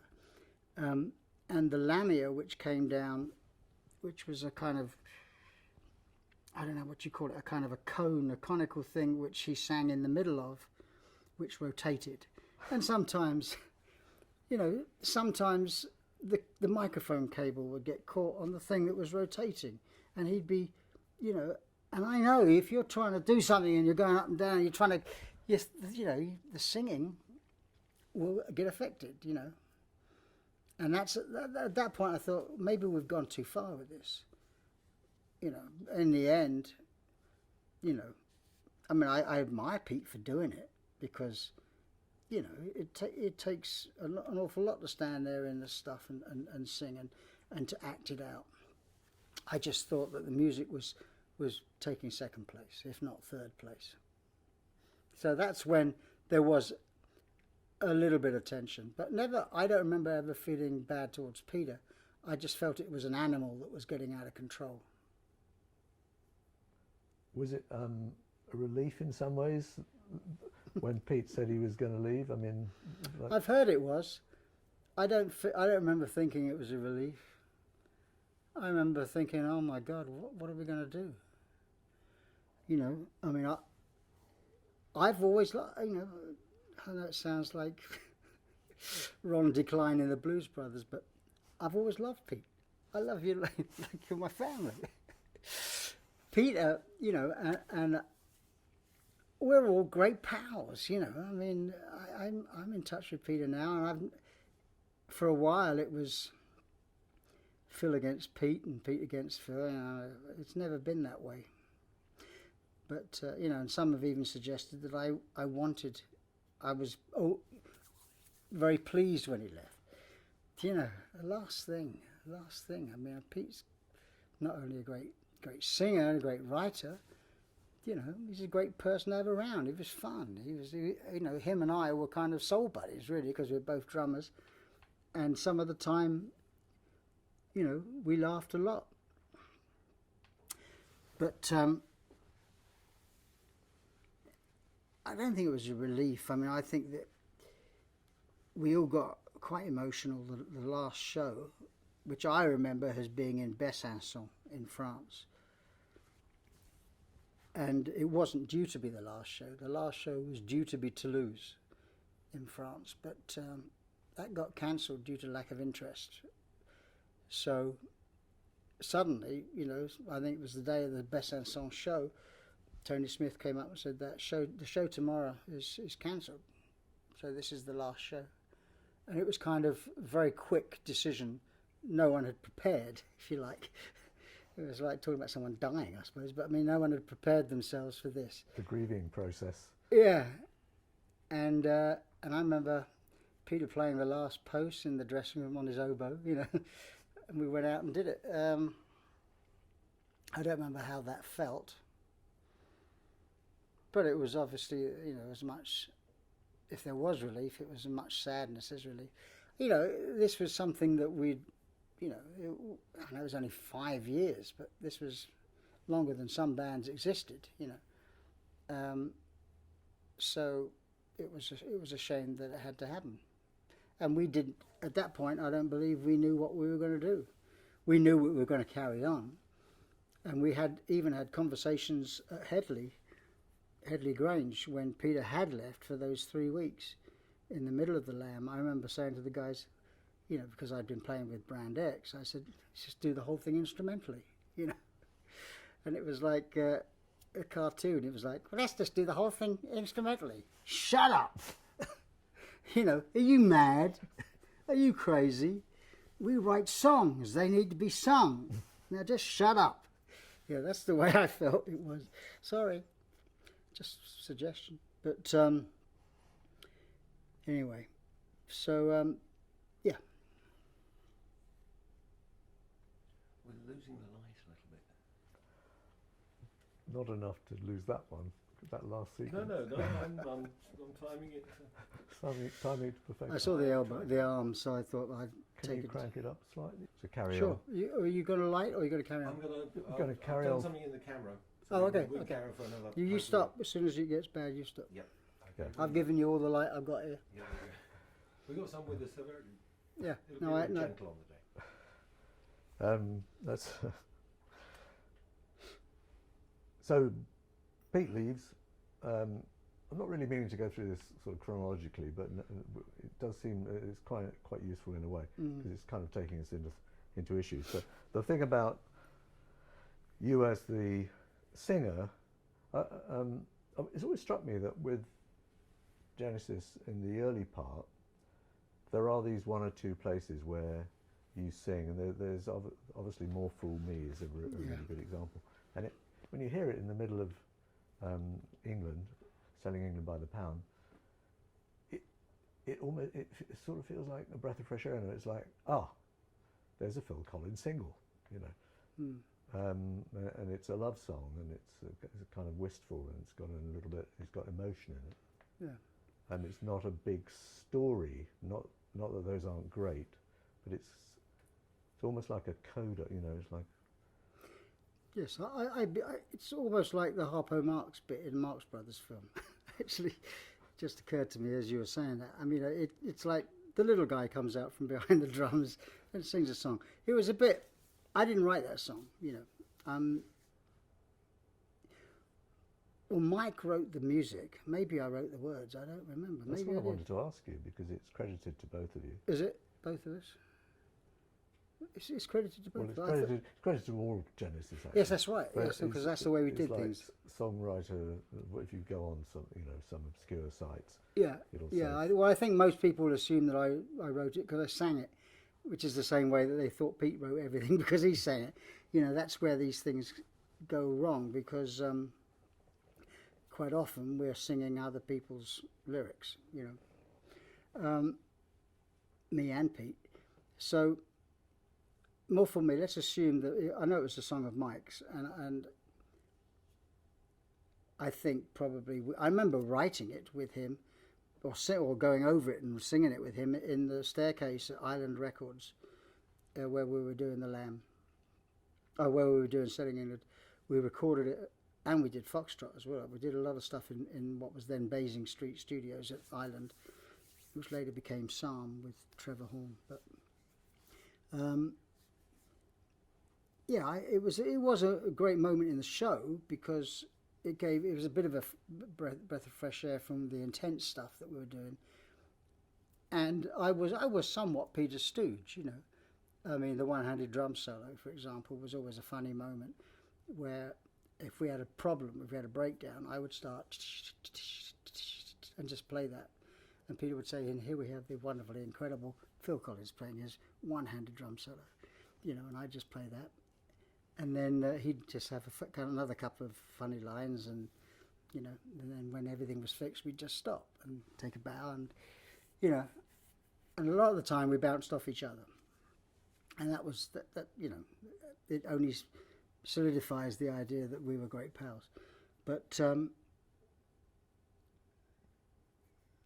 more for me on the album, we put it on the same as For Absent Friends. I think is on Nursery Crime. As being that was me and Steve. I forgot where we were going with that. I was wondering at some point I have the sense that the idea of being the singer-songwriter kind of clicked with you, and I kind of felt maybe it was forming with something like More For Me, that it's like the beginnings of, it's just something I like doing, and I'm pretty good at it, because your voice on More For Me is terrific. I haven't heard it, but well, I can only say that I was singing lead vocal as well. We had a singer in my school group, but I also sang lots of songs from the drums. So being a singer was never, it didn't begin with my work with Genesis. I was kind of singing. I remember sitting down with the drummer who was one of our teachers at the drama school. It went on to become the drummer with Joe Cocker at Woodstock, the Grease Band's drummer, Bruce Rowland, and he was a great guy, and he played with Fairport Convention as well. And I remember doing a demo with my band, or with an early version of Flaming Youth, and he said, "Man, you should sing." I was singing on this song, and he said, "You should sing. I know you're a good drummer, but you should sing. You sound a bit like Steve Winwood." And I said, "Well, great, because I love Steve Winwood, but I mean, I'm a drummer. I don't want to be singing." But I remember him really urging me to do that, and I did it. I was always the second voice. We did stacked harmonies in the studio, but certainly with The Lamb, most of those harmonies were me. And when we sang live with Genesis, I was always really the only other voice. With I Know What I Like, that was me and Pete as a duet. I did all the backing vocals. Sorry, I did all the backing vocals on the other stuff live. So kind of, I wasn't actually finding myself. This was another asset that I brought to the band, but I never thought that the singer would leave, And it wasn't until my first wife, up to and out, that I started to write. As I mentioned before, I wrote odd bits, but never really occurred to me that I was a writer. And I certainly didn't want to relinquish the drum stool to be the singer. And How did that come about, being the singer? Well, go back to Acton, and the same shop that I learnt to play drums, learnt to read music, drum music, was Maurice Plaquet's. He was a great drummer himself, and he had a music shop in Woodfield Road, Acton, and I knew him, and we were looking for a place to rehearse. That was always a problem in those days, trying to find somewhere to rehearse that wasn't an arm and a leg, and also kind of, had a good vibe to it.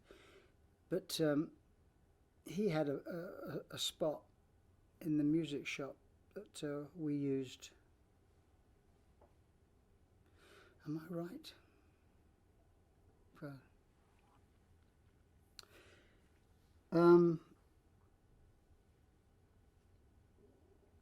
No, I don't think I'm right. I think you... It was Una Billings, Right. Shepherd's Bush.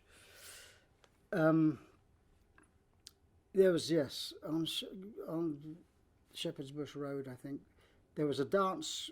I was using it. I don't know how I found it, but I'd used it with Brand X, and we'd used it on Selling England.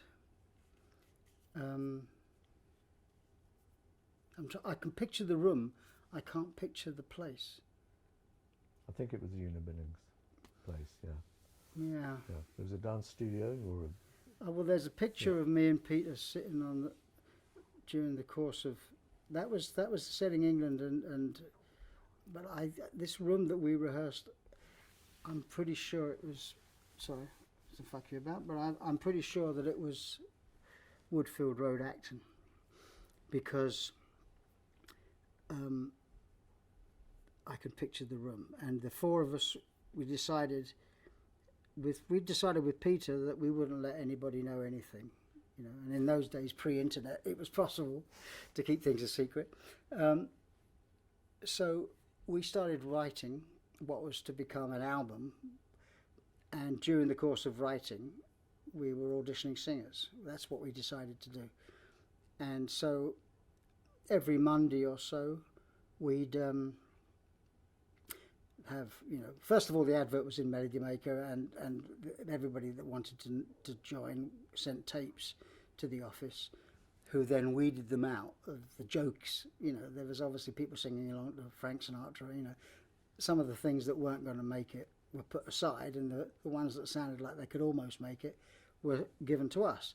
So we listened to them, and then they, we'd invite these people down, 4 or 5 at a time, every Monday, while we continued to write during the rest of the week. What was to become a Trick of the Tail. So the guys would come down, and the way it was that I would, being the only other singer in the band, this 4-piece band of Steve, Tony, Mike and me, I would sing them the piece we were going to teach them, and then they would get an opportunity to sing the thing with us playing.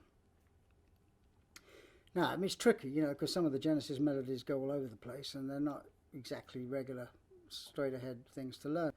But nevertheless, that's what we did. And we eventually, long story short, we eventually got down to 2 or 3 people that we thought might be on the short list. So one day we had those guys down. All the time we were writing this material, which was turning out to be quite good. And we never had the opportunity to sing while we were writing this stuff. We knew that there would be vocal melodies, but because I was drumming, there was no voice to be heard. We just knew there would be a singer at some point. And obviously it wasn't going to be me, because I was the drummer. So we had one guy. We eventually whittled it down to one guy called John, and I can't even remember his last name. But by this point the story had leaked.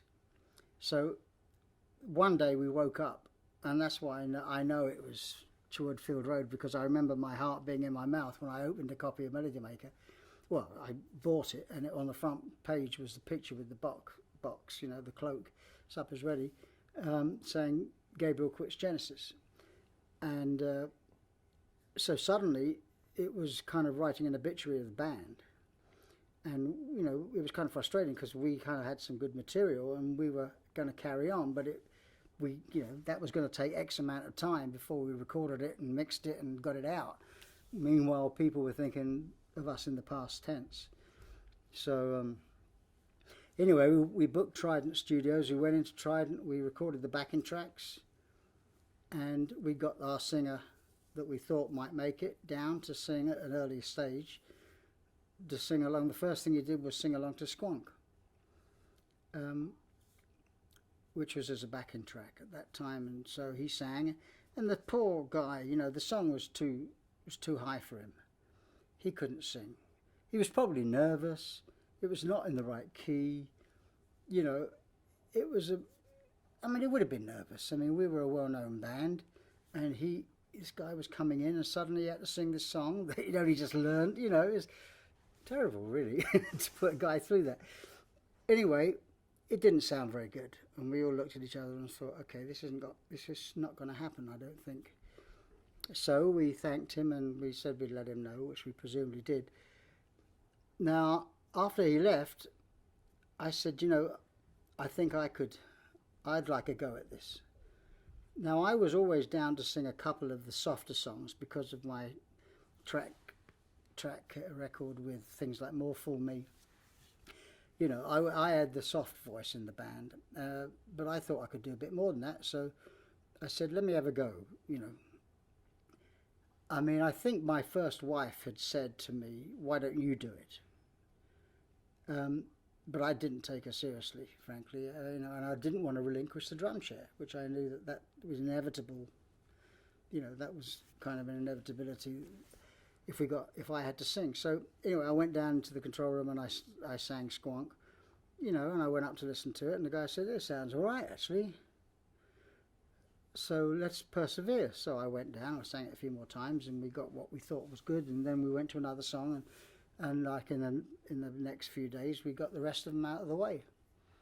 And suddenly we'd finished the record, but we still didn't have a singer. You know, we'd done one job, but we hadn't really sorted the problem out. So your voice was on the record. Yeah. Well, why wasn't it accepted that you were the singer? Well, we just didn't want to do that. You know, I mean, I don't know what the other guys thought, but I mean, I didn't want to not be the drummer. You know, this is what I did. This is my territory, as we've discussed. Yeah, this is my territory, and that's where I live. I didn't, you know, I don't want to go. Don't push me out there, sir. Please don't take me out there. Don't send me out there with a microphone. I didn't want to do that. And so we had a very short-lived, but, you know, we did, as far as I can remember, we did revisit some of the tapes and thought, is there really nobody that we've heard? You know, and we decided that there wasn't. So suddenly it was a question of do this or we don't do the touring. So we sat around and yes, you know, we talked about it, and I said, well, okay, if we get a drummer that I like, I guess it's possible. I mean, I'd probably gained confidence doing the record that I could do the job, you know, but I just didn't fancy myself standing in front of a crowd as the lead singer. You know, Peter had his costumes, but I wasn't going to go there, even though I was the one with the acting career, if you like, the acting background, and probably been the one that actually could have carried it off. That's not what I wanted to do, because this was music. This wasn't that. So I said, I have to do it my way, you know. I don't want to just do the costumes thing. And we all agreed that that would be the right way to do it anyway. So, you know, I said I started to look out for a drummer. Now, I was working with my other band, Brand X, at Unibillings, and I remember Bill Bruford. We were probably at Unibillings because the other place had the Genesis equipment in it. So I was working with Brand X down there, and Bill said to me, because he was Bill Bruford from Yes, and I were great friends at that point, and he was playing percussion with Brand X. You know, it was kind of one of those things where people came and went. And he said, what's happening with the Genesis thing? And I said, looks like I'm going to be the singer. I said, but I've got to find a drummer. And he said, well, why don't you ask me? You know, I'm not doing anything. I said, well, I didn't think you'd want to do it, having been in Yes. You know, this was before he went into King Crimson and Asia and all that, you know. And Genesis and Yes had some kind of crossover fans because we were both progressive rock, if you like. But he said, yeah, I'd do it. I'd love to do it. So I went to the other guys and said, listen, Bill Bruford will do it if that meets everybody's approval, and it did. So we started rehearsing with Bill with me out front. And we rehearsed, and you know, the first shows, I remember the very first show in London, Ontario, in Canada, which would have been 1976, I would have thought. Album was 1975, I think this was 1976. And, you know, I was worrying about what I was going to wear. You know, I remember on the way to the show being very nervous, wondering what I was going to say. I knew that I could sing. That wasn't really an issue to me. I knew that it wasn't so frightening for me once the music started. It was when the music stopped that I was worried, because Peter had the stories and people looked at him as a mysterious traveller. You know, tell us, Peter, what should we be thinking? You know, it's like Monty Python, Life of Brian, you know, fuck off. How should we fuck off? It was like, and so anyway, I wrote these stories out, and the audience, I think, because, you know, I remember nothing but good vibes from the audience. You know, that they wanted this to work. They wanted their band to survive, and they were quite happy and supportive that I came from within the ranks. I think they'd have given another singer support, but, you know, compared him to Pete. They didn't compare me with Pete. I was one of the guys in the band coming forward, and I'd been there all along. People said I sounded like Pete. Well, the only reason I could think of was the melodies were written melodies, so you sang the melody. You know, some people would think that that was the melody that Peter had made up, but these were the melodies that were written with the composition of the thing, so therefore I was singing the same melody. That would have sounded somewhat like Peter. Our range may have sounded something similar. And also my voice had been on all the records. You know, I'd been the backing vocals on The Lamb. I'd done duets. I'd done my own individual vocals. You know, my voice was a familiar thing. So I think that's why people thought that we sounded alike. But as the show went on, you know, I got more confident that first show. The only thing I did put on a hat and a coat for was robbery, assault and battery, because that was a kind of an Artful Dodger moment in the show, and I felt I could do that without feeling like it's someone else's shoes. So I did that, but otherwise it was all just me and a microphone stand. And it took me years, absolutely years, to take the microphone off a stand. That became my drum kit. That became my security blanket between me and the audience. You know, eventually I got confident enough to walk around with a handheld mic, which if you'd have told me I'd ever be doing that back in '76, I'd have said, no, you're crazy. I'll never have the confidence to do that. But suddenly, you know, I became the singer, and I always kept the drum kit on stage because there was always lots of moments with the older material and even some of the new material at that point where I was playing drums. You know, when I went back to the drums, Chester stopped, which was great. It was interesting visually, you know, and what we lacked in, what we were missing in the visual department with Peter not being there in his costumes, we suddenly had another facet, which was two drummers together, one drummer, another, you know, it was mixing it up a bit. So when you said Chester, but the first gigs were with Bill. With Bill, yes. Sorry, that was my mistake. Yeah, certainly. Yeah, I mean, up until Bill did one tour of us. He did the Trick of the Tail tour, and then he had enough. We had that effect on people. No, he wanted to be part of the music. He was, you know, his job in Genesis was to play what I played, you know, and he brought something else to it as well. But he didn't like playing the same thing every night, you know. And I was a pretty, you know, hard taskmaster, I suppose. You know, certain things were written, although I had the most freedom in the band to play the way I wanted to play. There were certain things that were kind of, you know, weren't negotiable, and I think he probably found that a little frustrating. So eventually, and he left and formed Asia, you know, or UK, I think it was. He went on to form UK and then Asia. I don't even remember if he was in Asia. Forget about that. He was in UK. You know, it all blurs. It's amazing. I can remember what I do. Anyway, he left, and then we had another. You know, now we had another problem.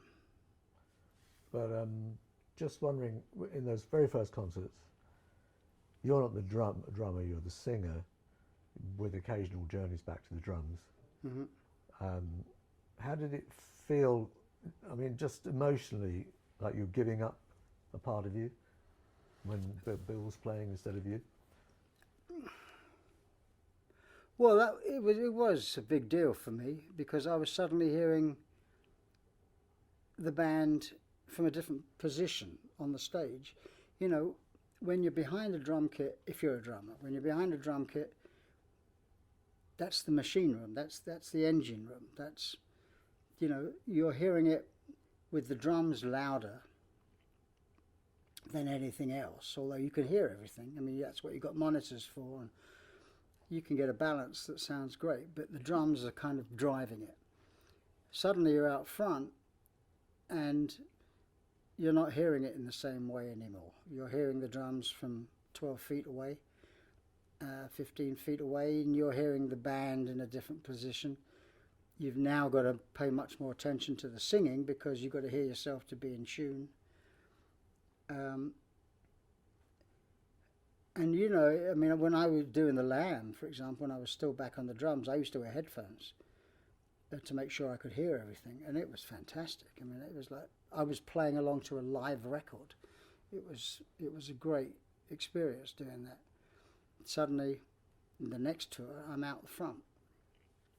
So it really did make a big difference from wearing those headphones to not, you know, it's before I had the in-ear monitors, which I more recently used. So emotionally, I always felt great, because I wasn't a singer. I was a singer that played the drums. You know, it's a bit like, that made it okay. That made it okay, you know. So I just got to tell you this John Cleese. He went. There was a famous sketch, and the accountant sketch. You know, of the Python, where said, I want a job." He said, "But you know, what is your qualifications?" Well, you know, and he said, "I'm sorry, you're boring. You're sort of got no ambition, and so you're perfectly qualified to be an accountant, right?"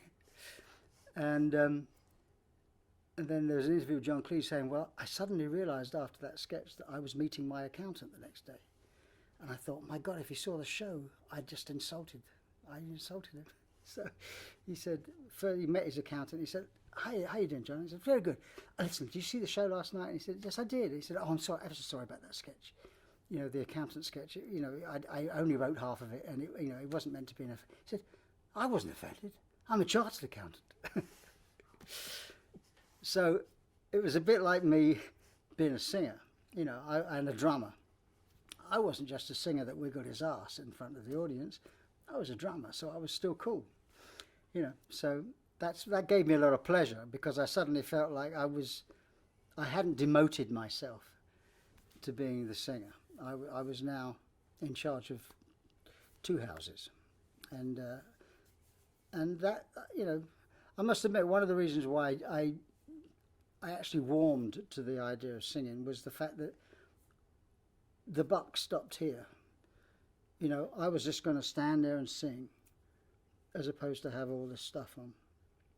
And I know that sounds anti-Pete, but it's not meant to be. It's down to the circumstances that we found ourselves in. Peter, we were, you know, he had followed his path, which had involved more costumes and more visual aids and more ways of getting the lyrics across in a situation where sometimes the lyrics were inaudible, you know, and I wanted to bring us back to this is what you should be hearing. You know, these are the lyrics you should be hearing, and this is the voice that should be singing them. You know. Let's move ahead to 1980 and the songwriting and Duke and that whole period. So casting, I know this is stuff you've talked about ad nauseam probably, Phil, but casting your mind back to that time,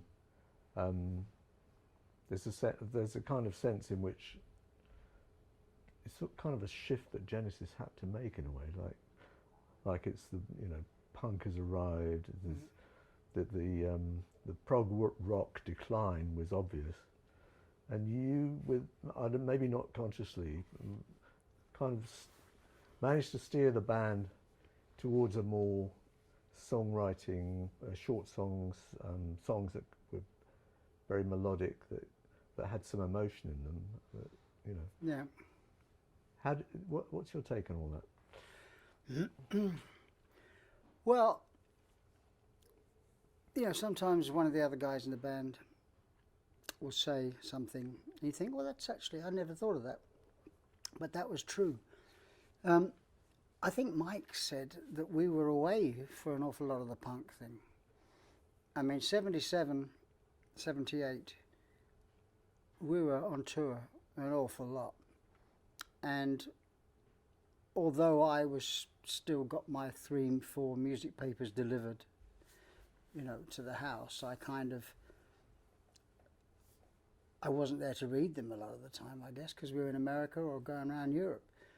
So the punk thing, even though I was aware of it, it didn't seem to actually have a, you know, we weren't there in the trenches, you know, avoiding shell fire and things. It was, you know, I remember seeing the Pistols on So It Goes, was it? The Manchester show. One of their first television appearances, and I thought, wow, what's that? You know, I mean, because it was very, I mean, the sound of the Sex Pistols, I thought they had a fantastic sound. When you hear a Sex Pistols record, it was very, very well produced, and it was great, you know.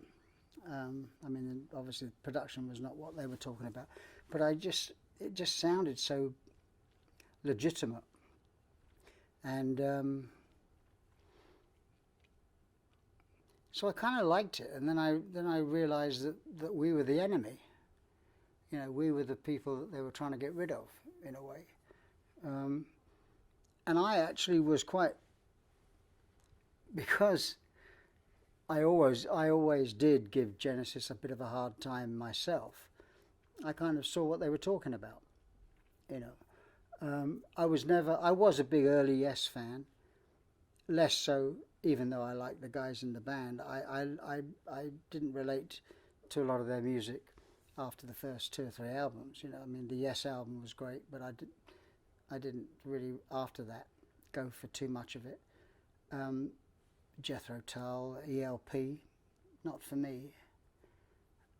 Musically, Floyd, I was never a big Floyd fan. I've probably become more of a Floyd fan in later years than I was at the time. Even though I saw them at the Marquee with Arnold Lane, you know, I was aware of what they were doing, but I was never really a fan. I just, I was in a band that was kind of being always put in the same box as that lot, but never felt that we actually were in the same box. But we probably were. So I didn't really feel too bothered by punk. I kind of didn't like the way people sang deliberately out of tune and deliberately detuned their instruments, you know, or untuned them. I kind of felt there was a bit of cheating going on, you know. It was a fashion thing, and I thought it should be treated as that. It was obviously, you know, out of that kind of noise, although I don't think the Pistols were noise. As I said, I think the Pistols are a great band, and I actually did meet Johnny Lydon at a Mojo Awards show, and I went up to him and I said, I just got to say hello to you because I think you're great, you know. And he said, Phil, what a pleasure.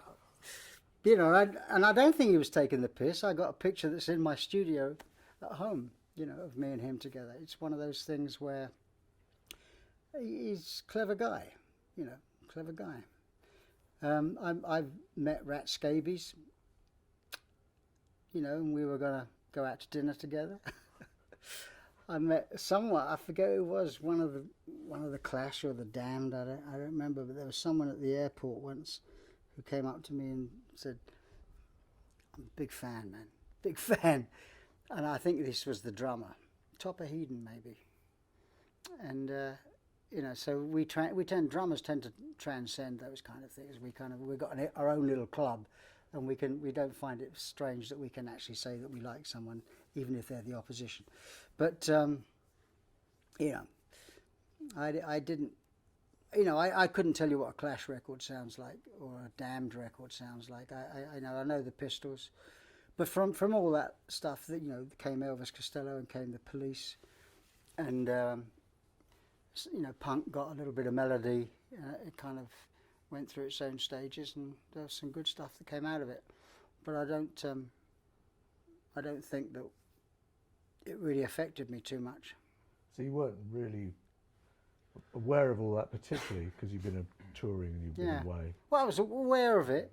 I mean, and I think, I mean, on Abacab, we did a fantastic, I thought, song that was almost a tribute to punk. I mean, I don't know, we did it. I think Tony was playing around with his synthesizer, just going through different sounds by pressing the buttons. And the song just came together very, very quickly, and we kind of did it in one take. And I went away and wrote the lyrics, which was not kind of nonsense lyrics. And when we did it on stage, when the Abacab album, when we did it, performed it live, got boos, you know, certainly in Europe. I mean, it's since turned out to be one of our most liked albums, I think. But there was some stuff on there that people just didn't like when we played it. I think we were that was the first post-punk album, and I think we had agreed that we should strip our sound down a bit and get a bit, you know, a bit more earthy and rhythmic. I think this probably coincided with us using Hugh Padgham as well. What was the album before Abacab? Selling England, was it? It was Duke and Duke, then yes. Abacab. Yes, yeah. So Duke, we for the recording of Duke, which came slap bang in the middle of punk, I think, we were using Dave Henschel, who was a friend of mine and had produced Elton John, or engineered Elton John with us. He was a good guy, got on with everybody, and he was a great engineer, sort of co-producer. But for Abacab, I was working with Hugh Padgham. I had worked with him on my things, and I suggested bringing him in because I thought he'd be great. Of course, the drum sound was bigger, which pleased me, but it also meant that it took up a lot more space in the sound, which gave us the opportunity to sort of just think about how much layers we wanted to put on. You know, it became a little less orchestral, if you like, and that seemed to suit Tony down to the ground. You know, he didn't feel threatened by that. So that was a big change for us. It was probably prompted, I suppose, looking back at it, it was probably prompted by punk. But I think it was also down to us thinking our own future through and thinking that, you know, we were changing as well. You know, people were changing, lifestyle was changing, and I think the music was just changing with it, natural thing. The Who Done It, which was the punk tribute, if you want to call it a tribute, was a bit of fun. And I think along with this change, I brought the horns section in. I was using the horns. I thought, well, why not Genesis with horns? Let's see what happens. And we did Paper Late, and we did No Reply, and me and Mike flew to LA to record the horns. And for me, it was like we could do anything, you know. I mean, you know, we weren't trapped by our own sound, if you like. I think the fans were a little trapped by it because they knew what they wanted and they didn't really like too much to deviate from that. So when we went, I remember being in Holland, in Leiden, which ironically is where my daughter's husband lives, or you know, came from. I said that, you know, I remember every time I've ever been to Leiden, apart from the wedding, was when Genesis played there and got booed. And, you know, we started playing these songs and the audience booed. And it was always, at least it was a positive reaction, you know, in a negative way. The audience were being truthful, which so often with concert audiences, you know, it's all you know what's going to happen. You know, if this song's going to go down great, this one's not. You know, then they're going to, even though they don't really know about, you know, the encore thing became a bit of a, you know, predictable kind of thing to go through. So to get an audience to do something honest was quite interesting, but not necessarily very pleasant to have at the end of a song. Sure. Yeah. Sitting in your house, 1980, earlier than 1980, 1979 was it? Duke was recorded actually the end of 79, so it must have been 79 you're sitting, Right. sitting in your house, and you come back from Vancouver and you start to write those songs. Can you tell us the story of that? Well, Yeah. Actually, we're just thinking about it, because that's one of the things you said you wanted to do in Geneva. Mm-hmm. But please remind me by email or something to do that while I am in Geneva, to look for those videos. Sure, absolutely. And what it is you're looking for. I mean, you're looking for any home movie stuff, Yep. and any outtakes and things Oh, that, yeah, that would be absolutely. useful to. Yeah, Yeah. That was I'll leave. Move the lamp just a tiny bit. I'll leave no admittance to you. But the other thing, yeah, just remind me, because otherwise, well, I'm there for such a Yes. limited time that. So you're there on the Sunday, the 2nd. I think. Yeah, Yeah. yeah. I'll Just an email, and that would. sure. I I'll can buy go you an down email on the Sunday. Wake you up. Yeah, you see Rolling Steve, Guy. So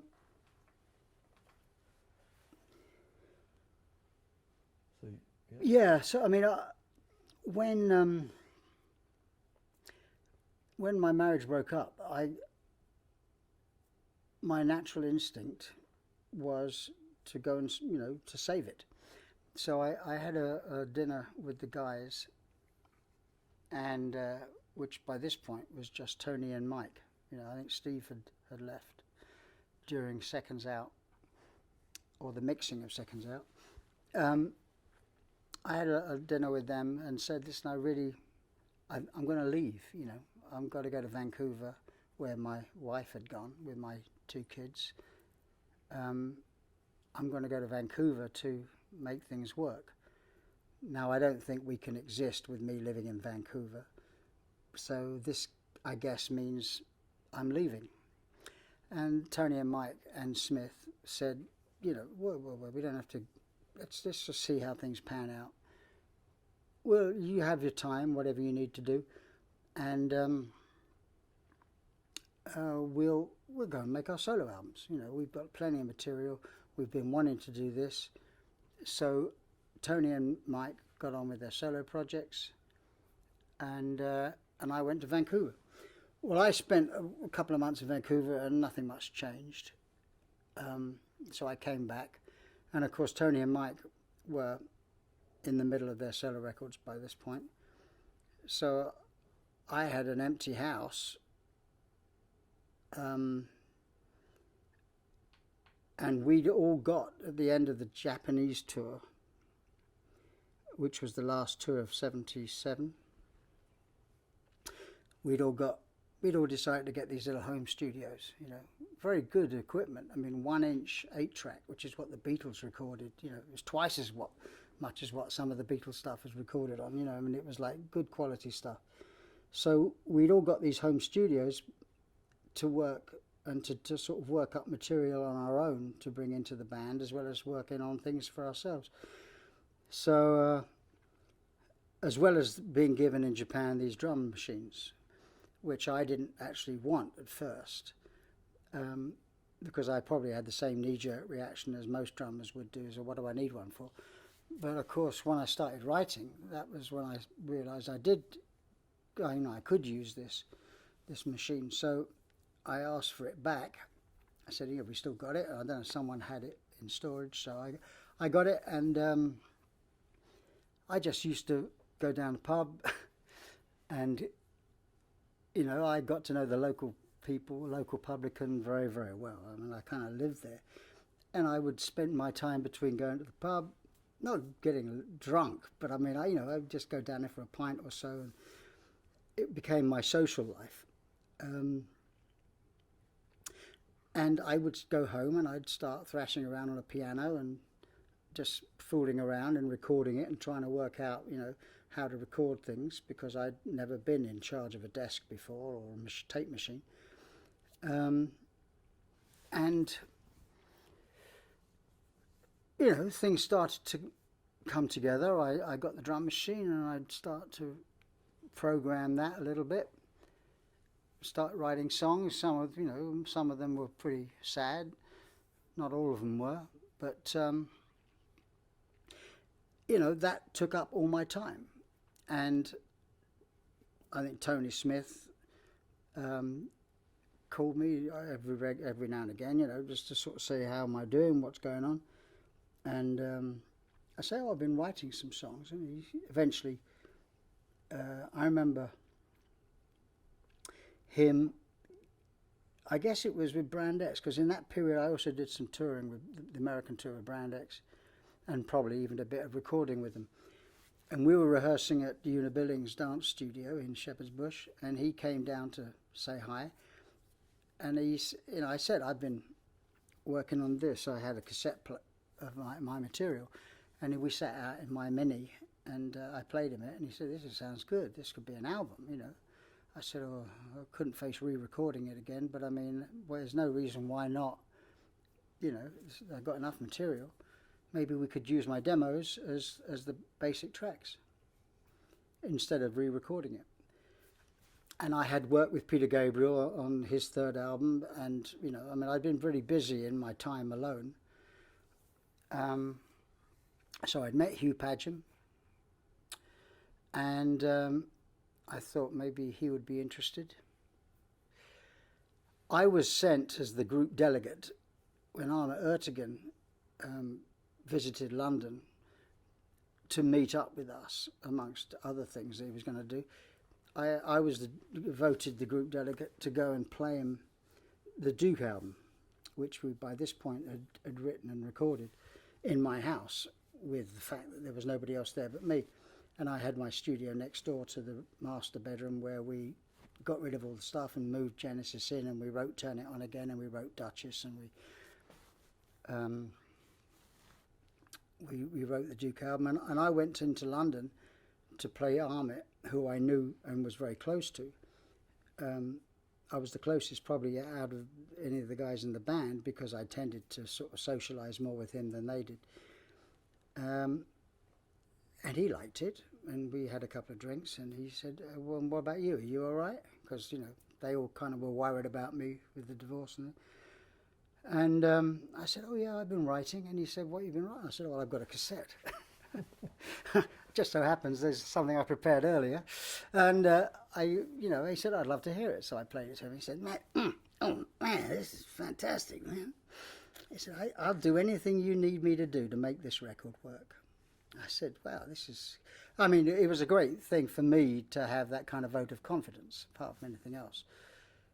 And I said, well, you know, I'm working on the demos to get them. He said, who do you need to help? And I said, well, I've got a little list of my favourite people that I'd like to get on it. He said, anything you need.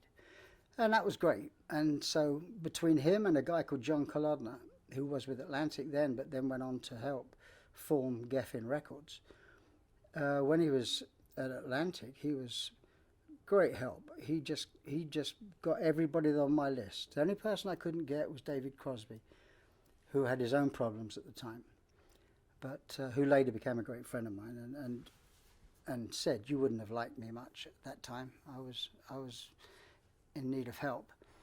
But I got everybody else. I got the Earth, Wind and Fire guys. You know, I got Alphonso Johnson. I got Stephen Bishop. I got Arif Mardin. I got the people I wanted to. I got Eric Clapton, who was a neighbour of mine in England, and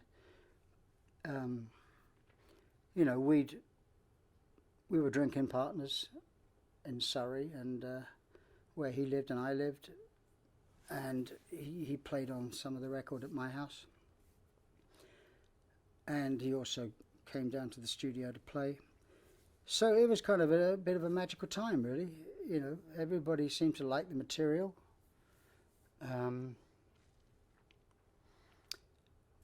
I had, during the making of Duke, played the guys some of my demos,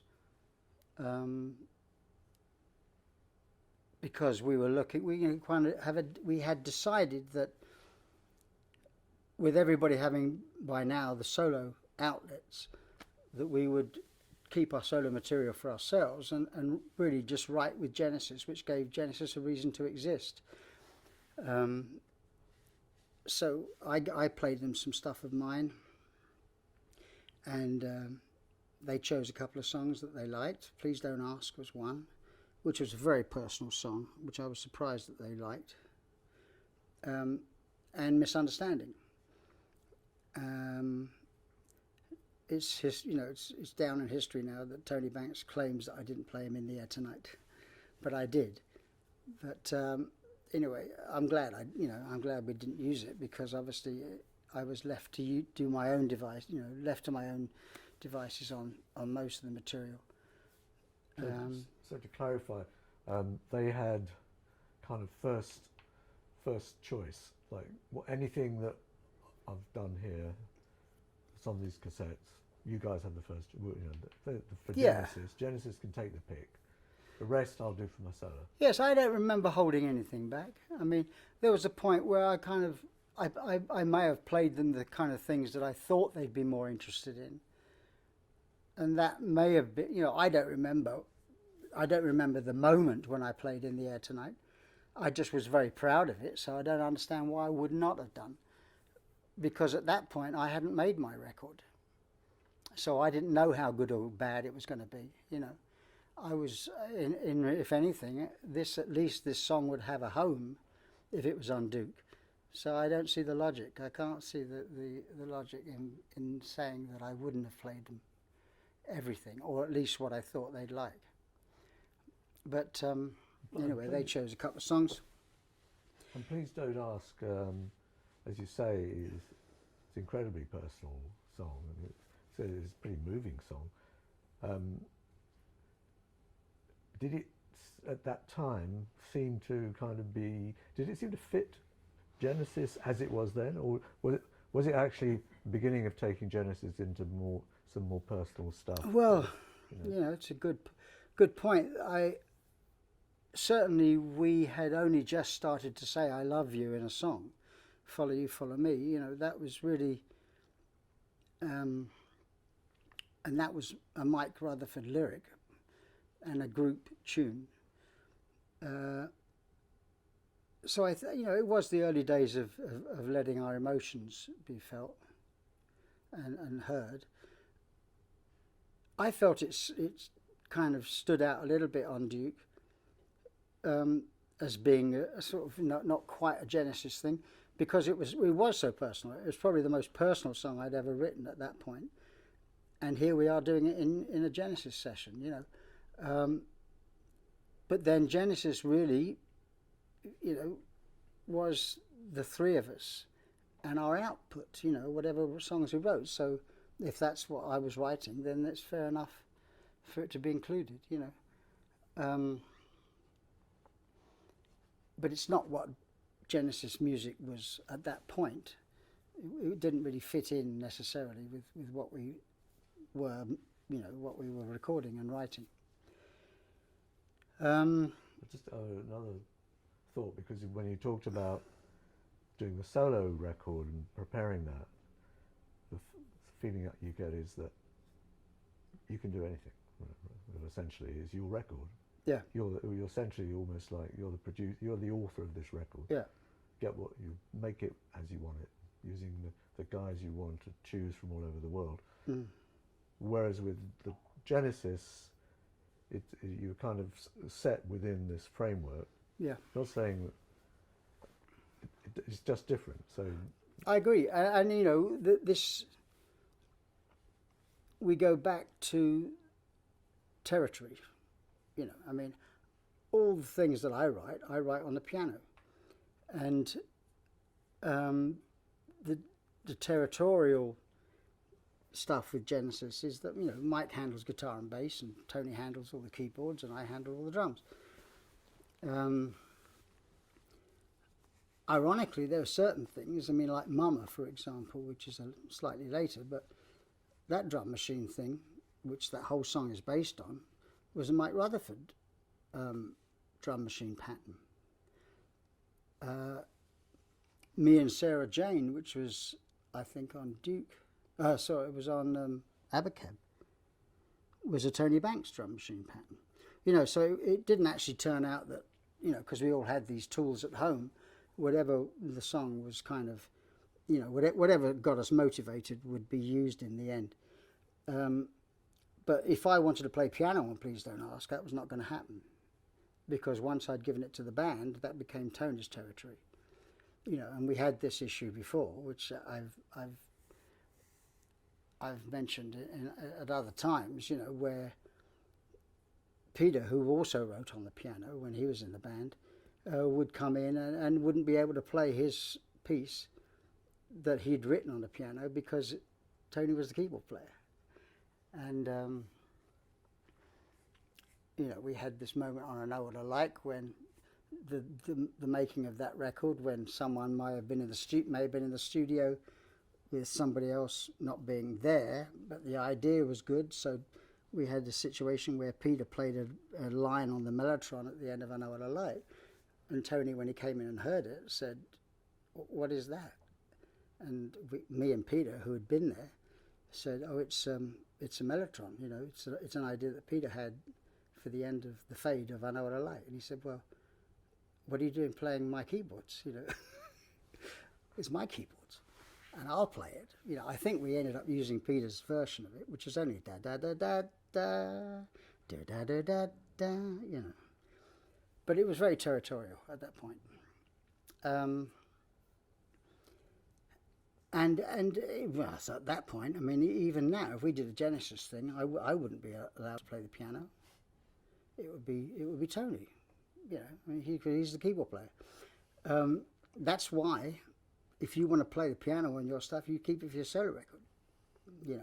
Which was what was funny about Please Don't Ask, was that song I had a very complete demo, which sounded basically like the Genesis version.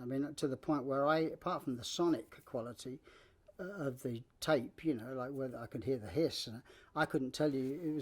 Our version was identical to my version, except there was some guitar on the Genesis version, which Mike did.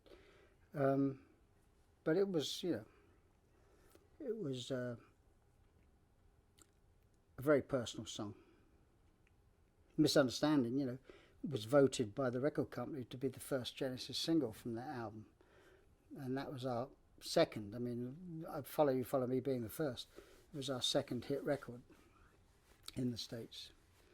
So my solo album, would have been very strong with either of those songs on. And clearly, the solo album was a huge, maybe unexpected, massive hit, right? Yeah. It clearly didn't.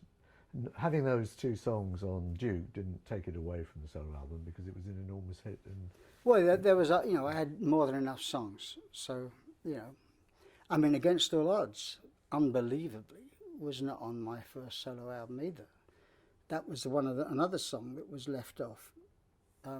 because, you know, I mean, let's say left off. I mean, I would have put Misunderstanding on my record, and I would have put Please Don't Ask on my record, but I wasn't thinking of putting Against All Odds on my record. I didn't think it was good enough. It didn't fire me up. And of course, that's probably my biggest song ever, if you like. I mean, apart from In the Air Tonight. Against All Odds has been covered more often by other people, and it's, you know, it's what people think of when they think of me. So I clearly didn't know what I was talking about. I just put on things that I liked. I have to say that I'm flaking. Yeah. I'm flagging a bit. Yeah, I'm not surprised. I don't want it to show. I know. Well, I think we've done 3 hours. Haven't we? Yeah, 2 to 3. it's not showing.